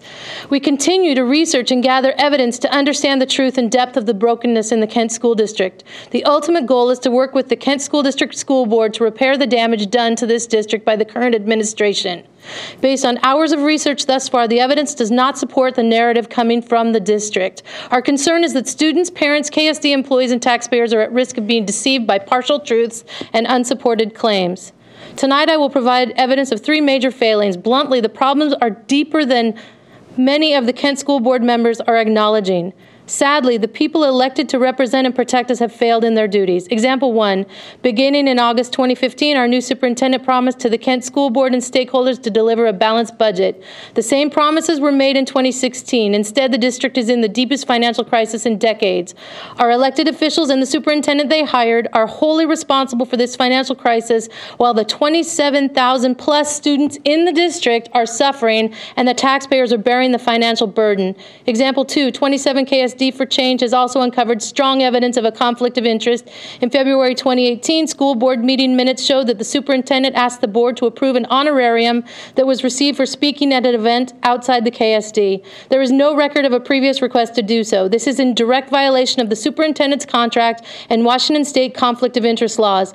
Acting as representatives of their electorate, it is incumbent on the school board to take disciplinary action, but they did not do so. Instead, they approved the request and became complicit. A reminder that we are not addressing specific allegations against any individual. You can give those to the board, but we're not addressing those in public session. Thank you. The KEA teachers, parents, and taxpayers repeatedly sounded the alarm. Once the levies were passed, this is example 3, the unprofessional handling of the RIF layoff action created a greater push from stakeholders to have a voice. The school board's response was to literally lock out their constituents. On April 4, 2018, the law was broken. The school board directly violated the Open Public Meeting Act when they locked the doors to the administration building to prevent the public and press from entering a duly noticed meeting. We have 2 additional instances of OPMA violations to the school board.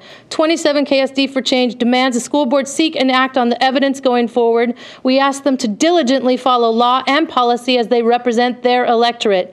We demand they fix the brokenness in the Kent School District. The members of 27 KSD for Change are creating a newsletter to inform and share information to the general public. If you want to add your name to the mailing list, please email 27ksdforchange@gmail.com. That's the number 27 KSD, the number 4, change@gmail.com. Thank you.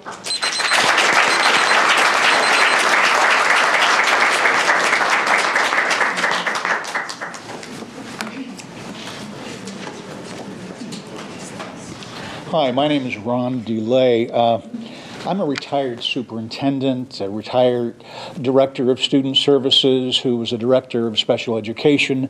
I was a director of alternative programs for a school district in Alaska, which included residential facilities and actually the youth prison, the adult prison, special education for those. I was for 12 years actually a complaint investigator for special education for the state of Alaska. The only reason I share that is because I I bring to the table some expertise and some things that I have observed. I am now actually a special ed teacher again for iGrad. And I've been doing that for 2 years. I have known Carol when she first started iGrad, as a matter of fact. And what I'm concerned about is that iGrad's been put together for a song, quite literally, from a fiscal standpoint. And it does some remarkable things for kids. I realize we're the ugly stepchild to some people because, you know, we didn't get computers from the bond thing. We got the remake, the rehash computers. We don't charge for transportation. We don't have a lunch program. So it's not costing the district a whole lot. But I'm quite concerned that it feels right now like you're step by step starting to dismantle iGrad. We've lost our assistant principal, who finally was helping Carol not put in 12 and 18-hour days, and we're supposed to be a 12-month school, and now it appears that we're not going to be open this summer. And yet we have contracts out, a number of things that, as you may or may not know, that support a summer program for 12 hours a day. And it looks like next fall, because we don't have, we haven't heard anyway, and we keep on trying to find out what the story is there, that we may go to a regular school, you know, 7:30 to 3:30 kind of thing, which does not serve the population that we're talking about here. And we've also heard rumors that we're not going to exist at all, and we're going to have the 50 or so dropout kids from each of the high schools go back to the high schools and so on. We're a failing school because we only accept dropouts, kind of thing. Well, anyway, what I'm saying is that we need to do better.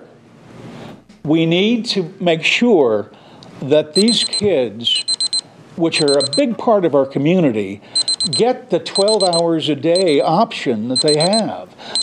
If you've never dealt with an alternative school population and so on, yes, you would say, no, we're not going to do 12-hour school days again. Oh, yes, we're going to combine this. We're going to move the whole school over to Kent Meridian. We're going to move it to Phoenix or something.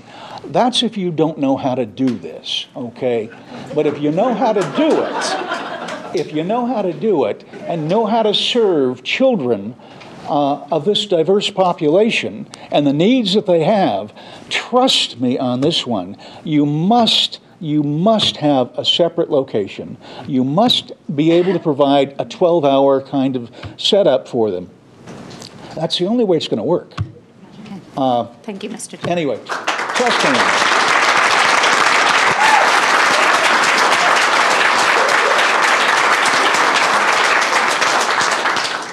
Kevin, I won't attempt. Good evening, ladies and gentlemen. My name is Kevin Danino. I say I'm much smarter than that De Niro guy, but I am a teacher at iGrad Academy, and I like to. Ron kind of stole my thunder there. I wasn't on thunder, obviously, but a lot of teachers put in their own personal time, prep time, lunch time to work with students. We try to cover each other. At times I go in another classroom and free up fellow teachers can work one-on-one, and we do a lot of one-on-one with students, no matter what the subject area is. And I also like to address our assistant principal who's leaving on July 30th to go to Kent Meridian. That would basically take away nighttime iGrad. A lot of these students have other commitments during the day, and they rely on iGrad at night to come and do their schoolwork, their GED, do their Kent School District Diploma, their Washington State District Diploma. They rely on our social worker. Help them find shelter, jobs. We have mental health specialists that kids really need.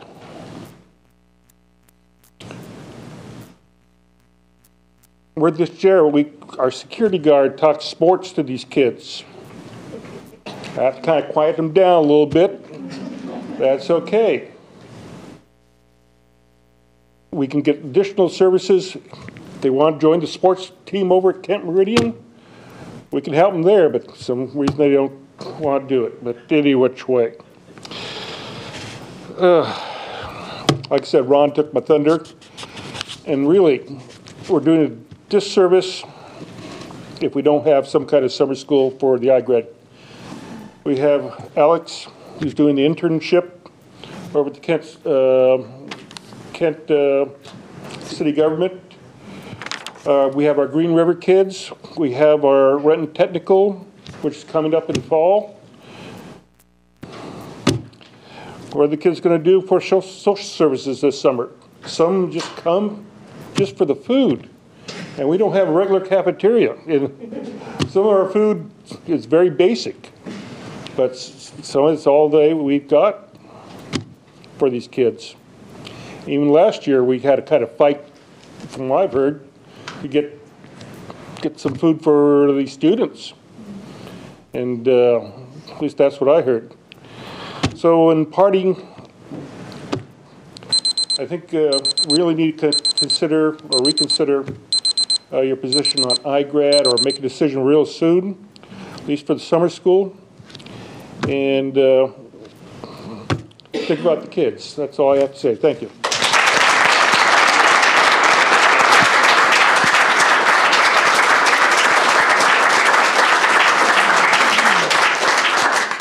We have Leslie Hamada, followed by Sarah Vickers, Samson Tekle, followed by Marley Larimer.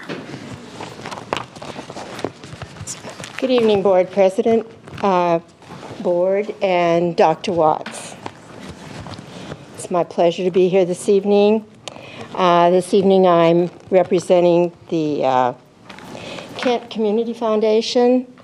We've had a lot of problems that we've been talking about tonight, and I believe in solutions. I know firsthand the value of partnerships between community and schools. Strong communities build strong schools, and strong schools build communities. My purpose in being here tonight is just to emphasize, again, we have a very rich, diverse community interested in helping the arts, which includes music, visual arts, drama, and theater. We are starting a plan as a community with a vision to include all students for opportunities for exposure in some capacity to the arts. We all are aware that, as you've seen tonight, each student is unique. And in special ways, they can relate to school, and not all of it is to one particular thing. And we want to expose them while they're in school to as many opportunities to see different exposures, and the arts is definitely one of them. I've had the pleasure firsthand to be at several senior presentations. And what has always stayed with me is how the student has either connected with something that they love or a relationship in that school that's kept them coming to school. And what remains the same in all of them is a connection, that link, that relationship that gets the buy-in to stay in school and graduate and thrive behind that. I do not have to quote all the studies there are on how the arts and music and theater and visual arts adds to the overall education of kids, because I'm sure you're quite aware of that. And I can provide those later on. I'll be back. One thing about me, I'll be back. Some say, even in my era, the Iron Curtain, bringing it down, was possibly helped by the Beatles. Small known fact. And the glue to hold communities and many organizations together by enhancing our schools is through the arts, through communication, through directions, and perhaps funding. That's what we offer. On May 15th at 5 p.m., we've scheduled a meeting at the Kent Community Foundation, downtown Kent, to begin serious communication, which has already been taking place for some time, about how the community can step up with the arts and aid the community. We offer solutions. You talked about repairs of musical instruments tonight, how that affects your budget. We're all very aware of the budget problems, but your community is here to help. Kent is a very rich, diverse community, and I know they're here to help, and we offer some help in that area.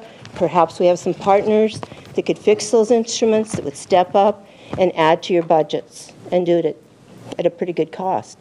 And we hope to walk hand in hand with you, and I do appreciate your time tonight and your commitment to the schools. Thank you.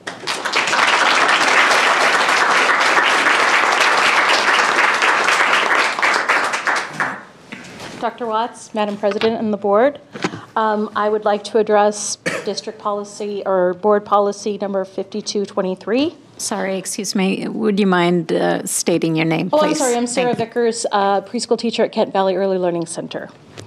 5223 addresses conflict of interest. The definition is conflict of interest is any situation in which a district employee, either himself or herself or some other person's attempt to promote a private or personal interest in which results in an appearance of resulting in the following: an interference with the objective exercise of his or her district duties, or a gain or advantage of a virtue of his or her position in the district. Thank you.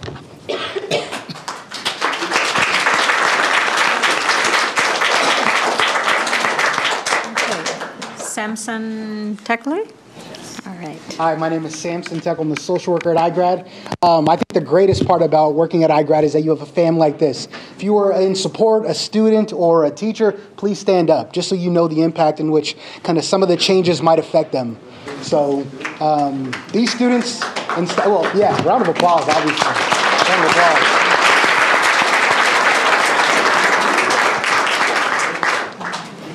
So they came out here during their own time to speak and kind of let you know how some of the changes that may be put in place might affect their ability to be successful at iGrad. And so I know many of you guys, you might think as iGrad as a safety net, but for some of our students, it's a second or even last chance. Some of them come from homes where they only had one parent. Or there were so many different things that they were dealing with. I'd actually written some, but they kind of said everything for me. And so I'm going to leave you with this, and that, again, if we're successfully preparing all students, we have to consider all these students. They're at iGrad because they want it. They want to be successful. They want a brighter future for themselves. They want to see the light at the end of the tunnel. A lot of them came to iGrad without very little hope because there was so much against them.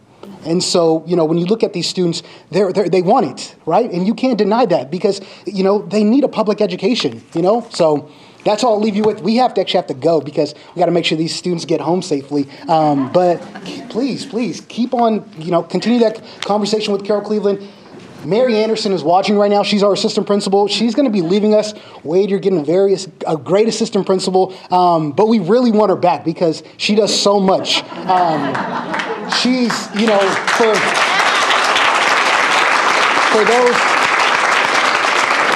those of you who follow sports, the Seattle Seahawks, she's like taking Marshawn Lynch from us. Or just Marshawn Lynch leaving us. Just because she works day and night. She starts at 12, even earlier than that, and ends at 9 o'clock to make sure that these students are being successful. She doesn't just do the normal assistant principal stuff. She goes beyond that because she's the only one. So you guys got to keep that in mind because, man, I'll leave it at that. Thank you very much. I appreciate all the time.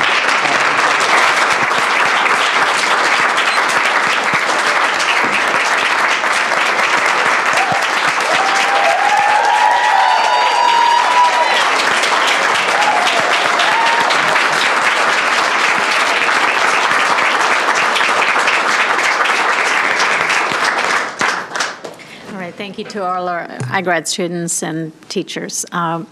Next up is Marley Larimer, followed by Zach Stockdale, Louise Sargent, and Carolyn Kelly.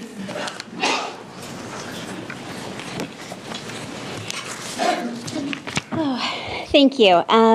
First, I attended the working session earlier, and I want to commend the board for your consensus that the public needs to be involved in some form of audit or finance committee.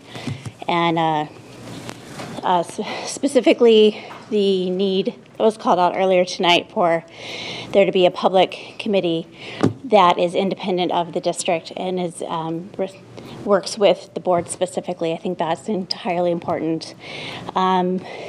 We obviously are facing a crisis here where there's also a crisis of public trust. And I think that's the only way it's going to be restored is if we can work together independent of the administration to accomplish the goals of transparency and that we're looking for. And actually, it actually refers to it involving the public in these kind of issues. It refers to it in policy number 1102. I was concerned, however, about the working session where there was some question, it seemed, about what the public was looking for. So I just want to speak up and tell you, at least as myself, what I'm looking for from any kind of public involvement in public committee. What we're looking for basically is just transparency. Specifically, I'm really interested in transparency about technology spending. In the community conversations, there was a great pie chart about where the general fund money was being spent. We basically, as voters, just wrote you a $147 million blank check. I think we would like to see a pie chart similar. We'd like to know where that money is going that's being used for technology and capital. To the details, I'd like to know how many servers is it buying, how much curriculum is it buying, what software is it buying, what contracts are being signed for that software, what consulting services are being paid out of that budget. So I just am here tonight to ask for that level of transparency in the money that we just gave you for technology. So, thank you.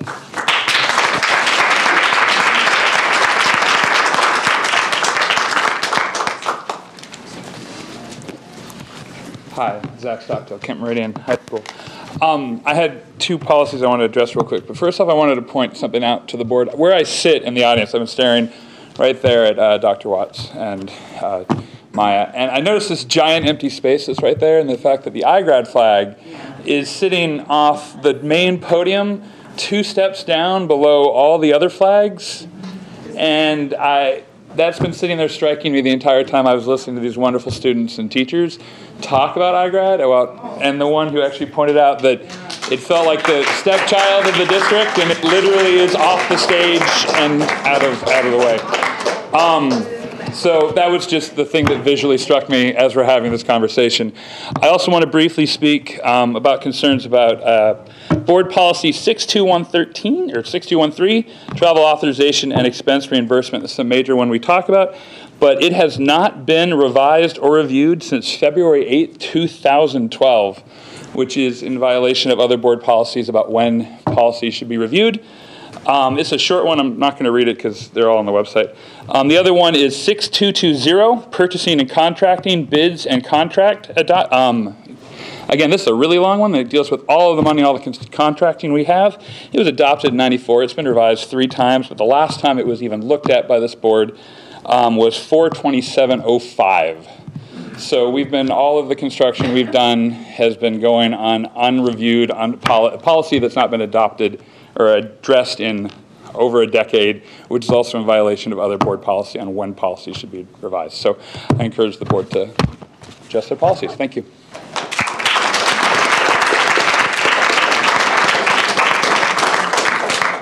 Louise Sargent, followed by Carolyn Kelly.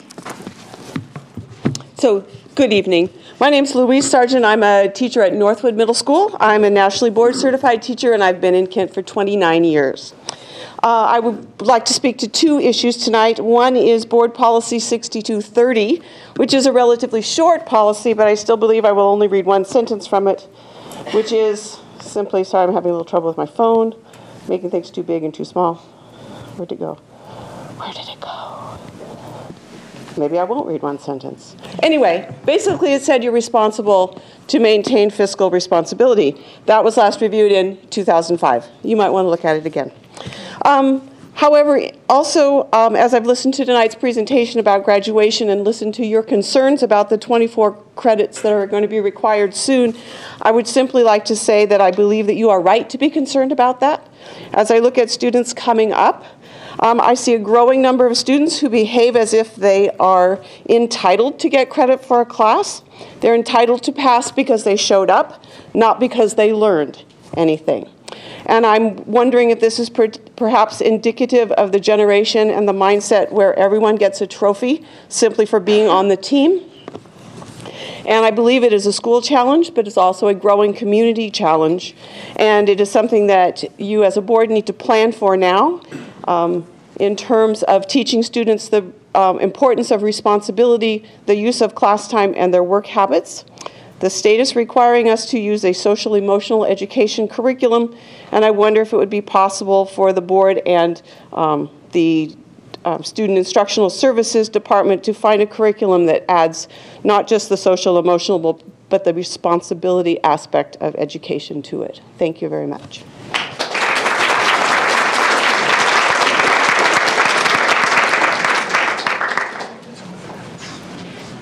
Good evening. My name is Caroline Kelly. I am a teacher, librarian, and technology integration specialist at Carriage Crest Elementary. And I would like to voice my strong support for the creation of a community advisory committee. Speaking at a board meeting is frankly terrifying. And I'm not someone who terrifies easy, but I never knew what knees knocking meant before doing this. A less formal opportunity to have a two-way conversation directly with the board and hear their thoughts and concerns is a big step toward repairing the relationship with the community. I also would encourage you each to go to your specific areas and have a monthly meeting with your school communities. Coming to the board district office is scary for a lot of people, especially community members who may or may not be legally here. I think if you were to meet them at their schools, they would be much more open and willing to talk to you. I would also like to say that I'm horrified that a district is dismantling programs. Some of the most effective programs in our district, like we heard tonight about the iGrad. I was not aware that that program was being changed in any way, but feel compelled to tell you that why go back to the way things were when you know that doesn't work? That's insanity.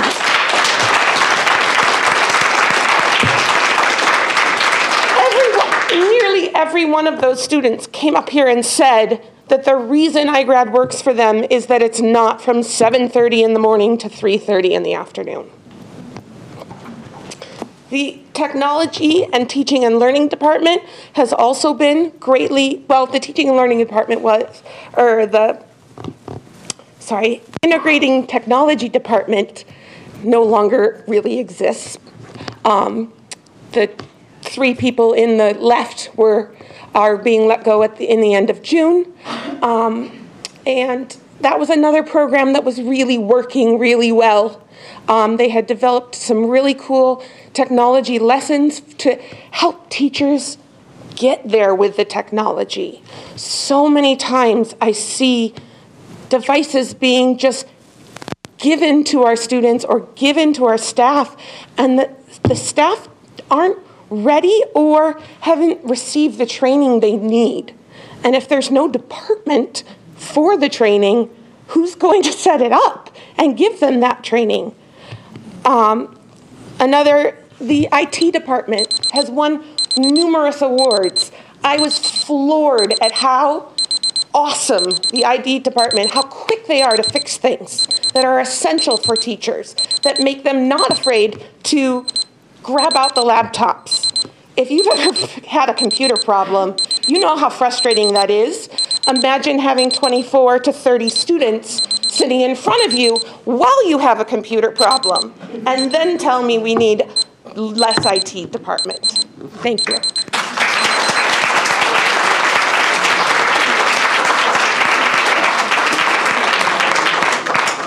Christy Padilla, followed by Amy Alexander, Shannon Jeffson Hernandez, Brian Matson, Renee Kubota.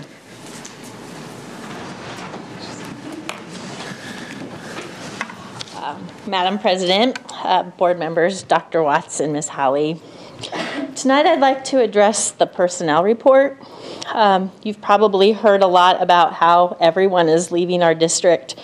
You've probably also heard that the number of retirements and resignations are not out of whack compared to previous years. Every 2 weeks, I also see that personnel report, and especially this last one was very difficult to read because we are losing some amazing leaders in our district, and we're also losing some amazing educators as well as support staff. While I'm excited for them to pursue other opportunities, it is very sad because I know that they're a valuable part of our district. I don't necessarily want to focus on that piece. I want to focus on the people who are left. Most of us are staying. So moving forward, and Leslie said it best about looking at solutions. I'm really interested in this community advisory committee. I'm really hoping that you consider putting teachers. I don't know if it's going to be open or if there's going to be a selection or an interview process, but I think we have seen how respected our teachers are in our community. We have relationships with our parents, our students. We have relationships with outside labor organizations, with community members, and we bring a lot to the table. We are used to working in situations during the good times with limited resources, and we have to come up with creative solutions all the time. And our teachers have a lot of brain power. They're willing to work those extra hours, and they're willing to do whatever it takes to make sure that our district is successful.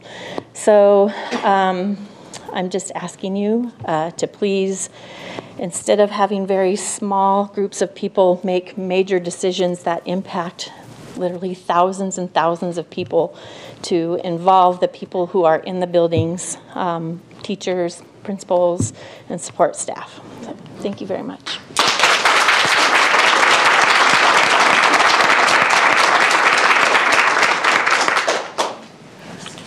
Hi, Amy Alexander, SPED teacher from Matson and past student of Matson. I'm here to bring up policy, school board policy 1712, or 1217, sorry, 1712. I'm just going to go into one section of it. It's in regards to Board of Directors conflict of interest. No board member or employee of the board will have a monetary interest, directly or indirectly, in any contract, purchase of materials, or activity paid for from school funds except as permitted by law. This was last reviewed April 13th of 2005.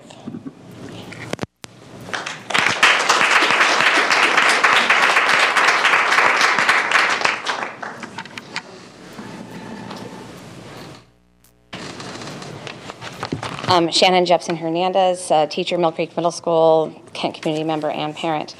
iGrad is a success story. It's a nationally recognized program funded by grants costing KSD next to nothing. Why would you eliminate that? According to John Hattie, scientific evidence, student-teacher relationships are the highest or one of the highest indicators of success. iGrad works because they are doing what a nation of educators are begging legislators to provide. KSD, you've already provided that opportunity to pave the way for this nation and show people how it should be done. Yet right now we're considering eliminating this success story. I have spent the last 2 days poring over KSD personnel reports in an attempt to sense what the mass exodus of teachers, leaders, and district staff means for next year. I'm trying my best to envision our future with such qualified professionals missing. How will we effectively prepare students for their futures with such a loss of experience? A few years ago, we had a superintendent transition with about a 50% turnover at the district office level. It was a very trying year for everyone because no one seemed to know what was going on or what their responsibilities were. Today, I envision much worse. I envision classrooms with up to 40 kids per room and not enough chairs or tables.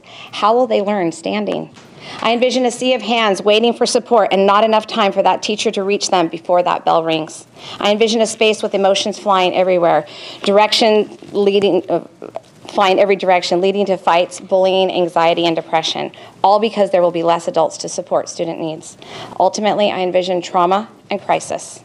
I also envision schools of children stuck sitting in front of computers day in and day out. How will they learn with limited human support and interaction? This is the actual description of personalized learning, not the one shared with parents. This is not what I want for my students, and it is absolutely not what I want for my children. Directors of the board, we currently have policies and procedures in place along with RCWs to define your responsibilities. I have them all right here highlighted in color.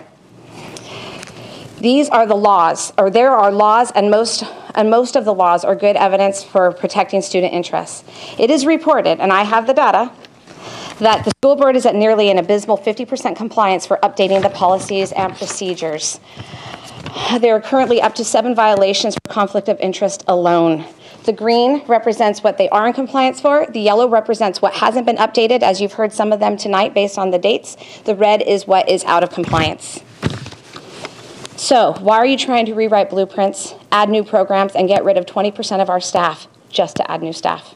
Shouldn't you know your regulations before you make changes? You should definitely not be in the process of laying off any KSD staff or closing any program like iGrad until you have a true sense of what you're doing. The only way you can do that is to update your current policies and procedures. Members of the board, please know and use your policy and procedures before you try to adopt or create new ones. And one last request. Please stop listing personnel who are RIFed as resigned on your personnel report. It is bad enough they lost their job. It's beyond offensive that they have to see it labeled as though it was a choice. Honest reporting means call it what it is. A reduction in force is a soft termination and most definitely is not a resignation. For anyone wanting to ask questions, make comments, or provide suggestions, email us at 27ksdforchange@gmail.com.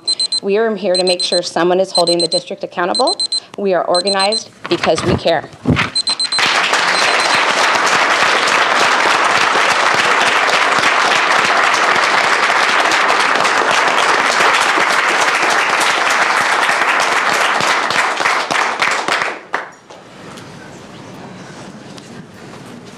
Good evening. I'm Brian Madsen. I didn't actually come here to expect to actually talk about iGrad, but after listening to the students and the teachers that are here, I have to say, as opposed to being a stepdaughter or a stepson, they certainly seem to be a bright, shining star in Kent School District.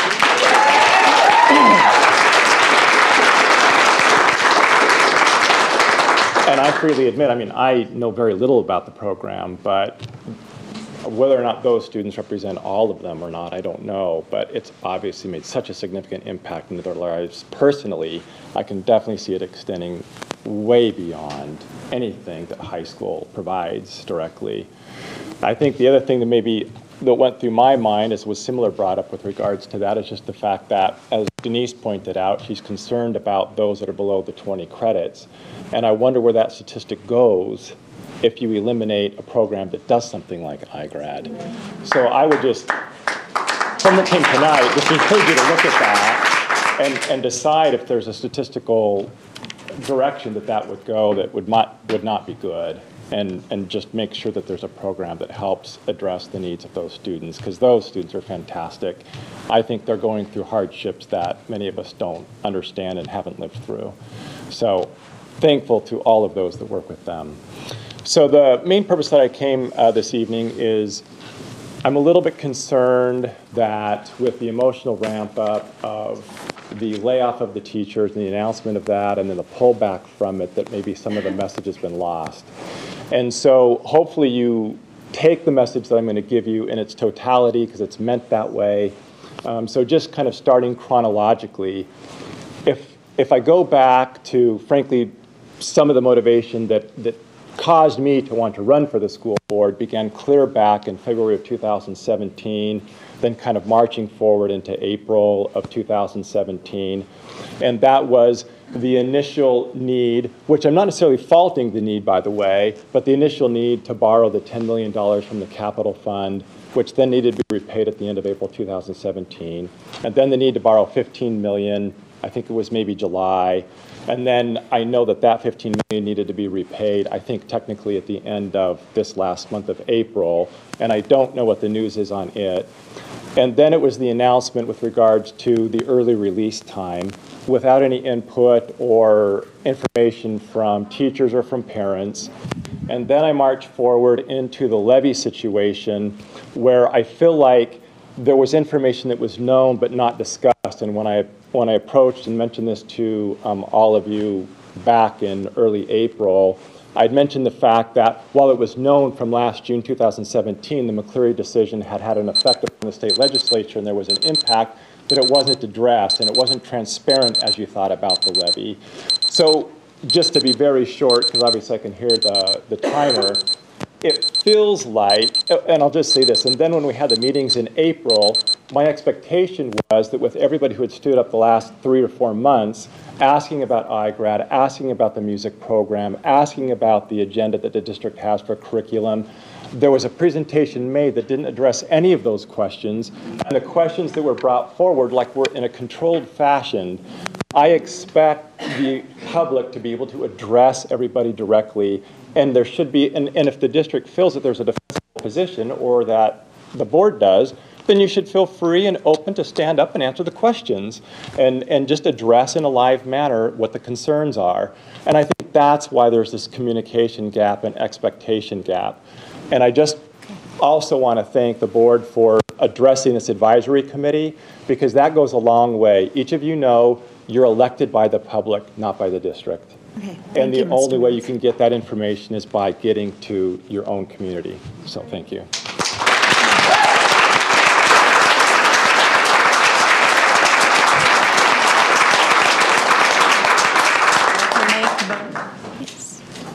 Followed by Tammy Jackson and Asma Ahmed. Thank you. Hi, my name is Renee. I'm one of the mental health counselors at iGrad.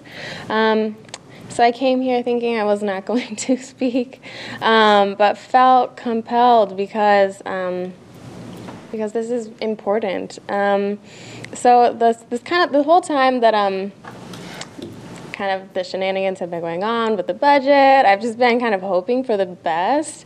And to recently hear about the our lovely vice principal being let go. My position, I work for Asian Counseling and Referral Services. We contract with iGrad. And so, to be honest, I don't know what will happen. I'm not in charge of that collaboration. But I do wonder if not being open in the summer, our hours changing, the terms of the contract shifting dramatically will mean that we will no longer be able to partner. I also just wanted to discuss the word equity because I feel like it's just thrown around a lot. So equity is not equality, right? Equity is giving folks what they need. And the folks at iGrad, they need a lot. And so I'm sure when you break it down, it's like in the budget, it probably looks like, that you're just like, iGrad is just hemorrhaging money, right? But that is equity because these kids need it. They need these resources in one place. They need the sense of home. They need a place to have a voice, to belong. And I would hate to see the district decide to throw away the students that, we all sat here and listened to you discuss how to best support them. Committees are great, and also the students are right here telling you what they need. And so I would hope that after all of these testimonies from students and staff and community members, that you really reconsider what does equity mean for the district, and how is that impacting your decisions with iGrad? Because I believe if you really do care about social justice, equity, and all students, no students are disposable. And by cutting funding for iGrad, that is essentially the message that I am receiving. Thank you.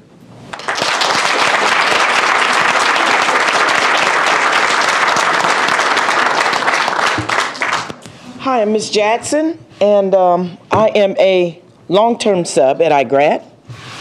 I started in education probably about 10, 12 years ago with the African American Cultural Center with Mr. Lombard. I was taking care of my elderly parents at that time and walked into the center and just was talking to some students, and he said, you know what, I need you. So he sent me up to East Hill, and they always send me to get with the roughneck little kids and all that, because Miss Jackson don't play that. So I started there, then I was a paraeducator, started at KM. Miss Cleveland was on the committee to first hire me as a paraeducator once my kids graduated from Kent School District. All of my kids graduated from the Kent School District. To make this long story short, I ended up now substituting. This is my third year substituting, and I substitute in Kent and in Renton. And every year that I substitute, I always end up doing some type of long-term assignment. This year, a teacher left from iGrad, so there I've been for this whole year.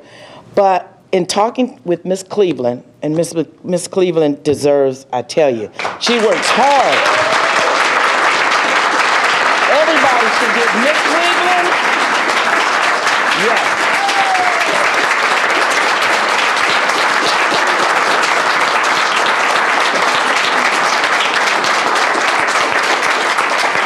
I took this long-term assignment, even though she had to cut a half hour off my substitute pay that I normally get. But these kids at iGrad are important. The last week, we had 2 kids to finish their assignments and graduate. And when I paraded that student around, the principal was Miss Anderson. We were all fighting back tears and fanning because, you know. Then there was another student that same week, finished, and are going to be graduating. They come through those doors with 3 credits sometimes, 10 credits, but they stick it out. And the staff, every staff member from iGrad is here except the ones that are still there tonight. Every staff member. Even me, the substitute's here. Why in the world would iGrad even be considered to be on the chopping block? It is a national jewel. Everybody in the district should be lifting up iGrad because of what everything's going on. Boy, I tell you, we need iGrad.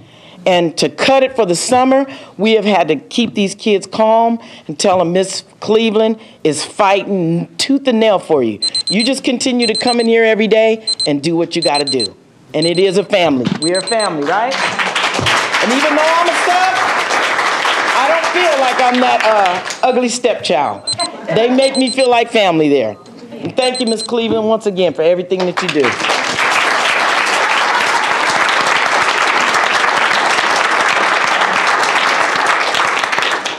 Awesome.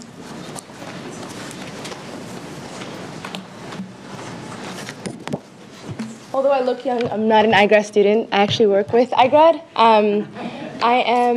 So I was a Kent School District graduate, K through 12, and I would look at that all the time and think about if Kent School District was successfully preparing all students for a future.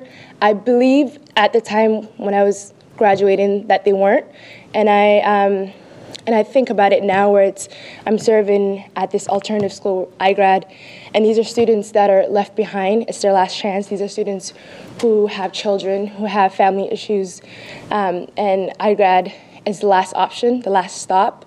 And I wonder if iGrad is no more, where would these students go? Like, how are we going to serve students if iGrad isn't an avenue anymore for these students? At the beginning of the year, so I work for Seattle Education Access. I'm an education advisor, and so at the beginning of the year, the students that I worked with didn't have education or higher education at the thought. Like, it wasn't a thought for them. It was, I just want to graduate. And now that I'm halfway through the year or almost done with the year, I have students filling out their FAFSA information, wanting to go to college, thinking about their future because of the opportunities that iGrad provided. I don't have to be at iGrad. I choose to be at iGrad because of the potential that these students have that a lot of people overlook. These are really smart students. They just had different circumstances, and they're at a different level, but they're finishing strong. We also have a partnership with Green River, and these students are not only at iGrad, but they're also enrolled in the college. So not only are they finishing their diploma, they're also finishing up and graduating iGrad with a potential AA degree. So you're taking away all that opportunity from these students.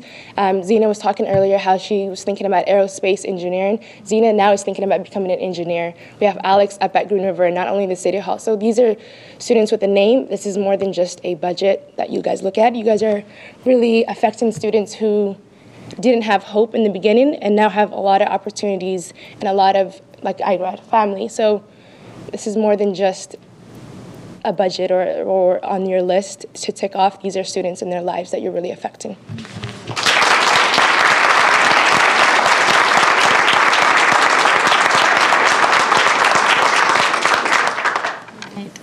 Those are the cards that we have, and that concludes our communications portion from the audience. Next up is our legislative update, and turn it over to Director Hardy. Thank you. Well, there's not much that new. The legislators have been out of session for a while. Actually, most of them are back in their districts. One thing I will point out, brought some most of them are back in the districts, sending out circulars. Probably seen these, got these, Senator Kaiser and Representative Overwall. And you can see what they're doing. And what I want to highlight is that each one of them is highlighting what they've done. K-12 education funding bill, supplemental operating budgets that got more money across the state, got more money to us. That's the highlight of their short session.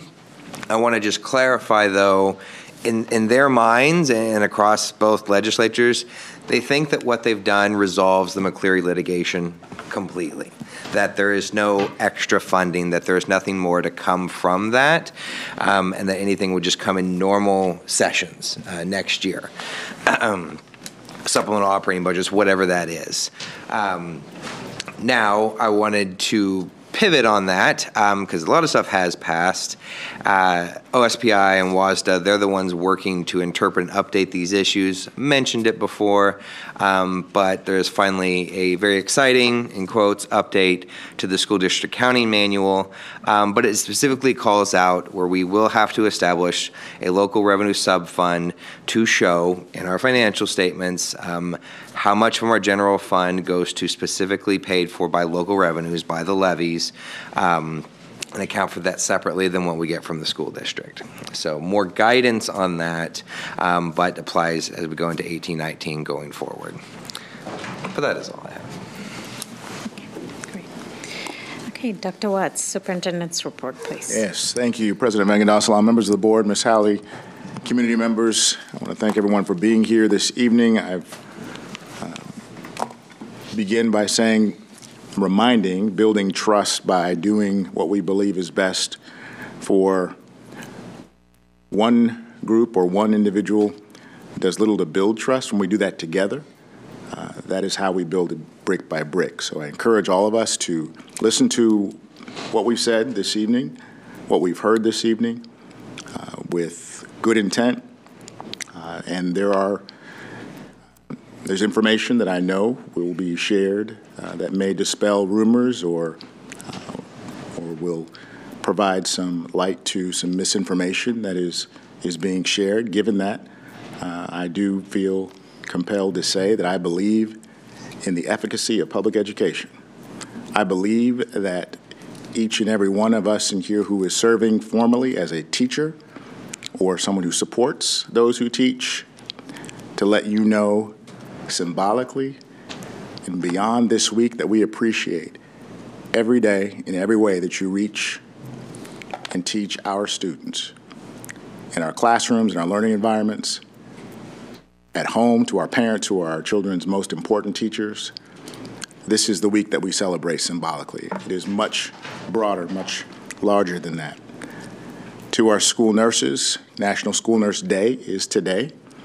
And of those two positions, those two roles, I can't think of two more important roles that involve saving lives, literally, as we talk about the fact that when a student can or cannot read or write, it's a difference between the quality of life, choices that he or she can make about health, food choices, quality of living in a neighborhood. And what research has shown, that can actually impact the lifespan of a human being by 15 to 20 years. It's the quality of education that he or she gets. Bless you. So I want to thank each and every one who has provided some input for us today to learn, to grow, and then to charge each and every one of us in the spirit of equity. I did hear that. I have heard that word a lot. And so as we think about equity and diversity and inclusion, yes, it does mean the exact opposite of equal. Equity means that we meet each individual where he or she is, and we provide needs based on that individual. But equity by itself is not good enough. Equity needs to lead to equality of outcomes, and we were talking about that this evening. Equality of outcomes means we're all going to get to that end point, that finish line. We may not get there at the same time, but here's the reality. We have a graduation rate that's close to 79%. There are school districts in the state of Washington that are jumping up for joy because 6 years ago, some of our school districts had a graduation rate of 55%. It is relative. So I ask, while that is success for some, tell that, explain that, convince that to the other 21% of our families whose children have not yet crossed the finish line that we call success. In the spirit of equity and equality of outcomes, until we create a system that supports each and every so that all does really mean what it says. And I am not, will never be satisfied, and will remain committed to the work that each and every one of us has signed up for, whether officially or supporting it as a community member. I stand ready to serve and serve alongside our school board members and our community members who are here this evening and those who could not be here but had the desire to. And with that, this weekend for all mothers, mother figures, aunts, grandmothers, those who serve in that capacity, I wish you the happiest of Happy Mother's Day this weekend. Enjoy, you deserve it.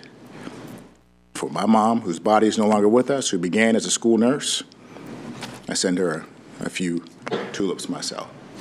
With that, that concludes my report. Thank you. All right. Shall we start? Dr. Denise? Yeah. So I, again, appreciate seeing all of you, as always. I too, want to let you know that, you know, even though this is Teacher Appreciation Week, you're always appreciated, and I hope that you feel that and know that from all of us. What you do with our students is wonderful, and I've been blessed to have many, many teachers in my life that have made a difference for me and my students. Again, I want to echo what Dr. Watts said. I too, actually it kind of struck me what the young lady said when she graduated, she didn't feel as though we were successfully preparing all students. And so that's a little disappointing to me because I don't know how much progress we've made. And on top of that, you know, I think that it's important for us to realize that status quo is not getting us the results that we need. And I speak to people all the time about, change, what would you do differently?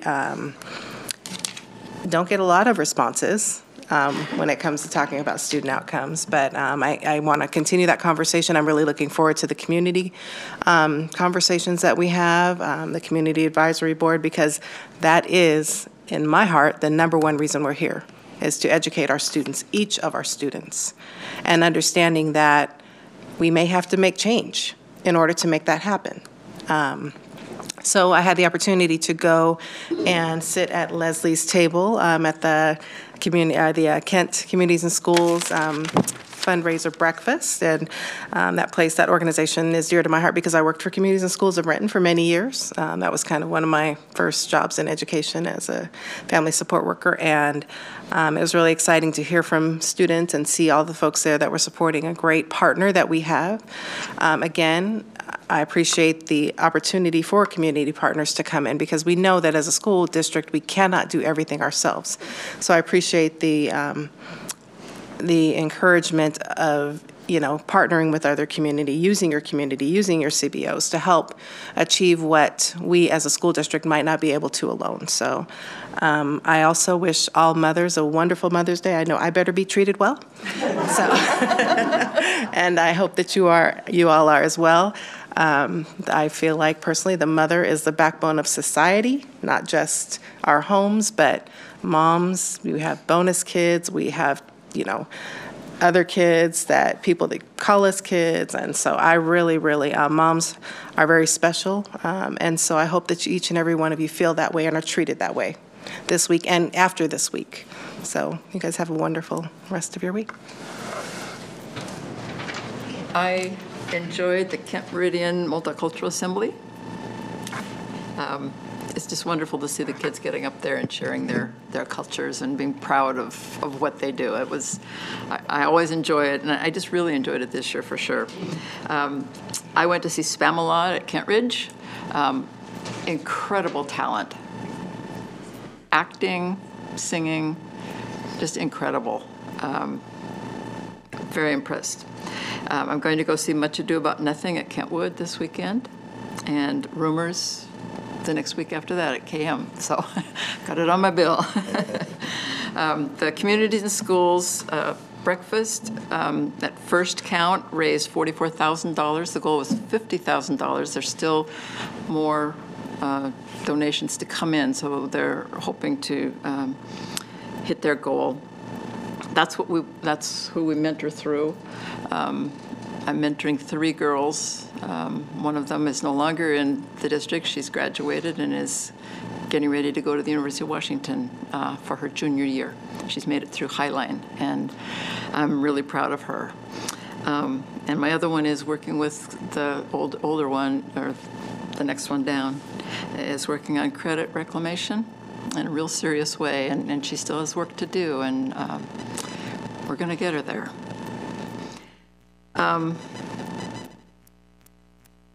I will say what I said last time we were here. I heard a whole bushel full of assumptions being made tonight, and I just want to encourage you to keep your mind open even just a little bit to the possibility that the assumptions that you're making are not necessarily the truth, and they're not the total truth. There may be hints of things that you're seeing and you're jumping to conclusions and you're making assumptions, and just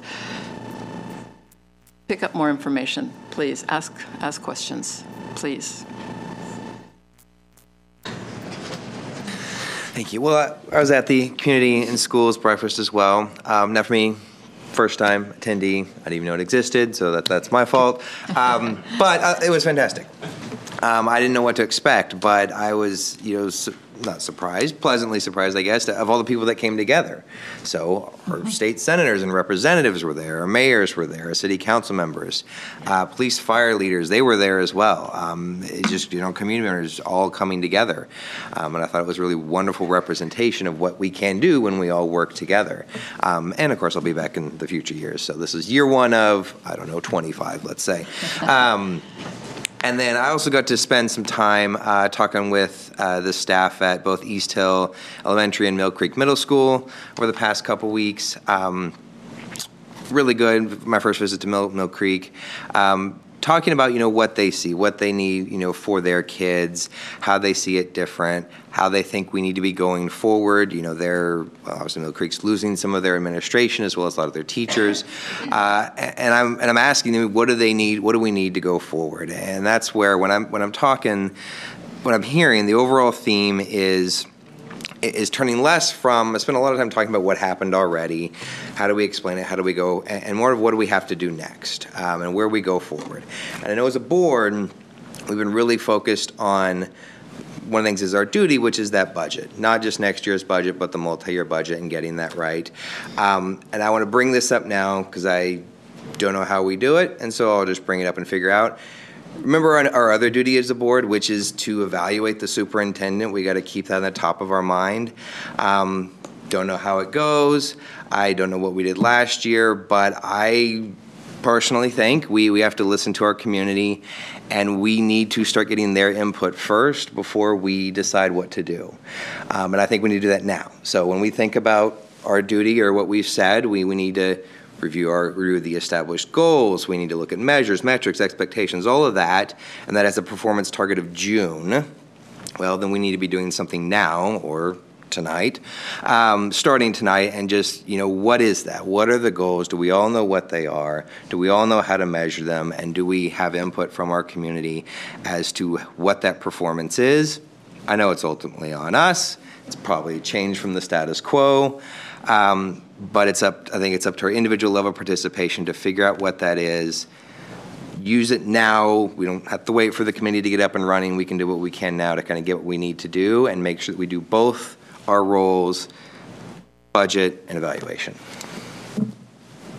That's my report. Okay. So one thing recently that I have been doing a lot of reading, hopefully you have too, on the NSBA last magazine that came out. The Magna Awards changed this past year, and the Magna Awards are awards that are given out to districts on different topics. Kent's received some in the past, but the one that struck me this time is it's all about equity and different programs that different schools have started in regards to equity, and there's at least one that I've flagged that I want to do a little bit more follow-up on. It had to do with social justice and how we look at how equity goes. So if you haven't had a chance to read that yet, I'd encourage you to at least look through that magazine. There's some good programs in there.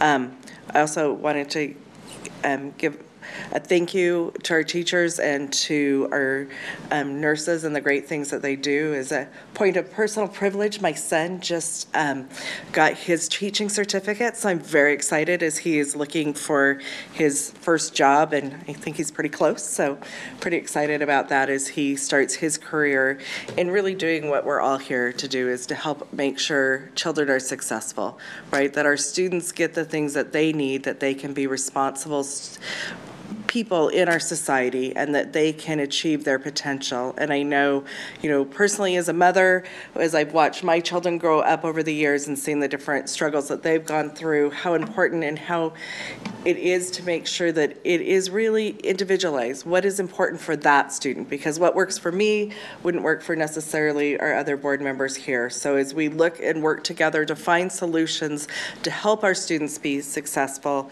I'm looking forward to seeing what we can do to make our district even better. And then I would also like to give a regret that I will not be able to make the PTA Founders Day this year.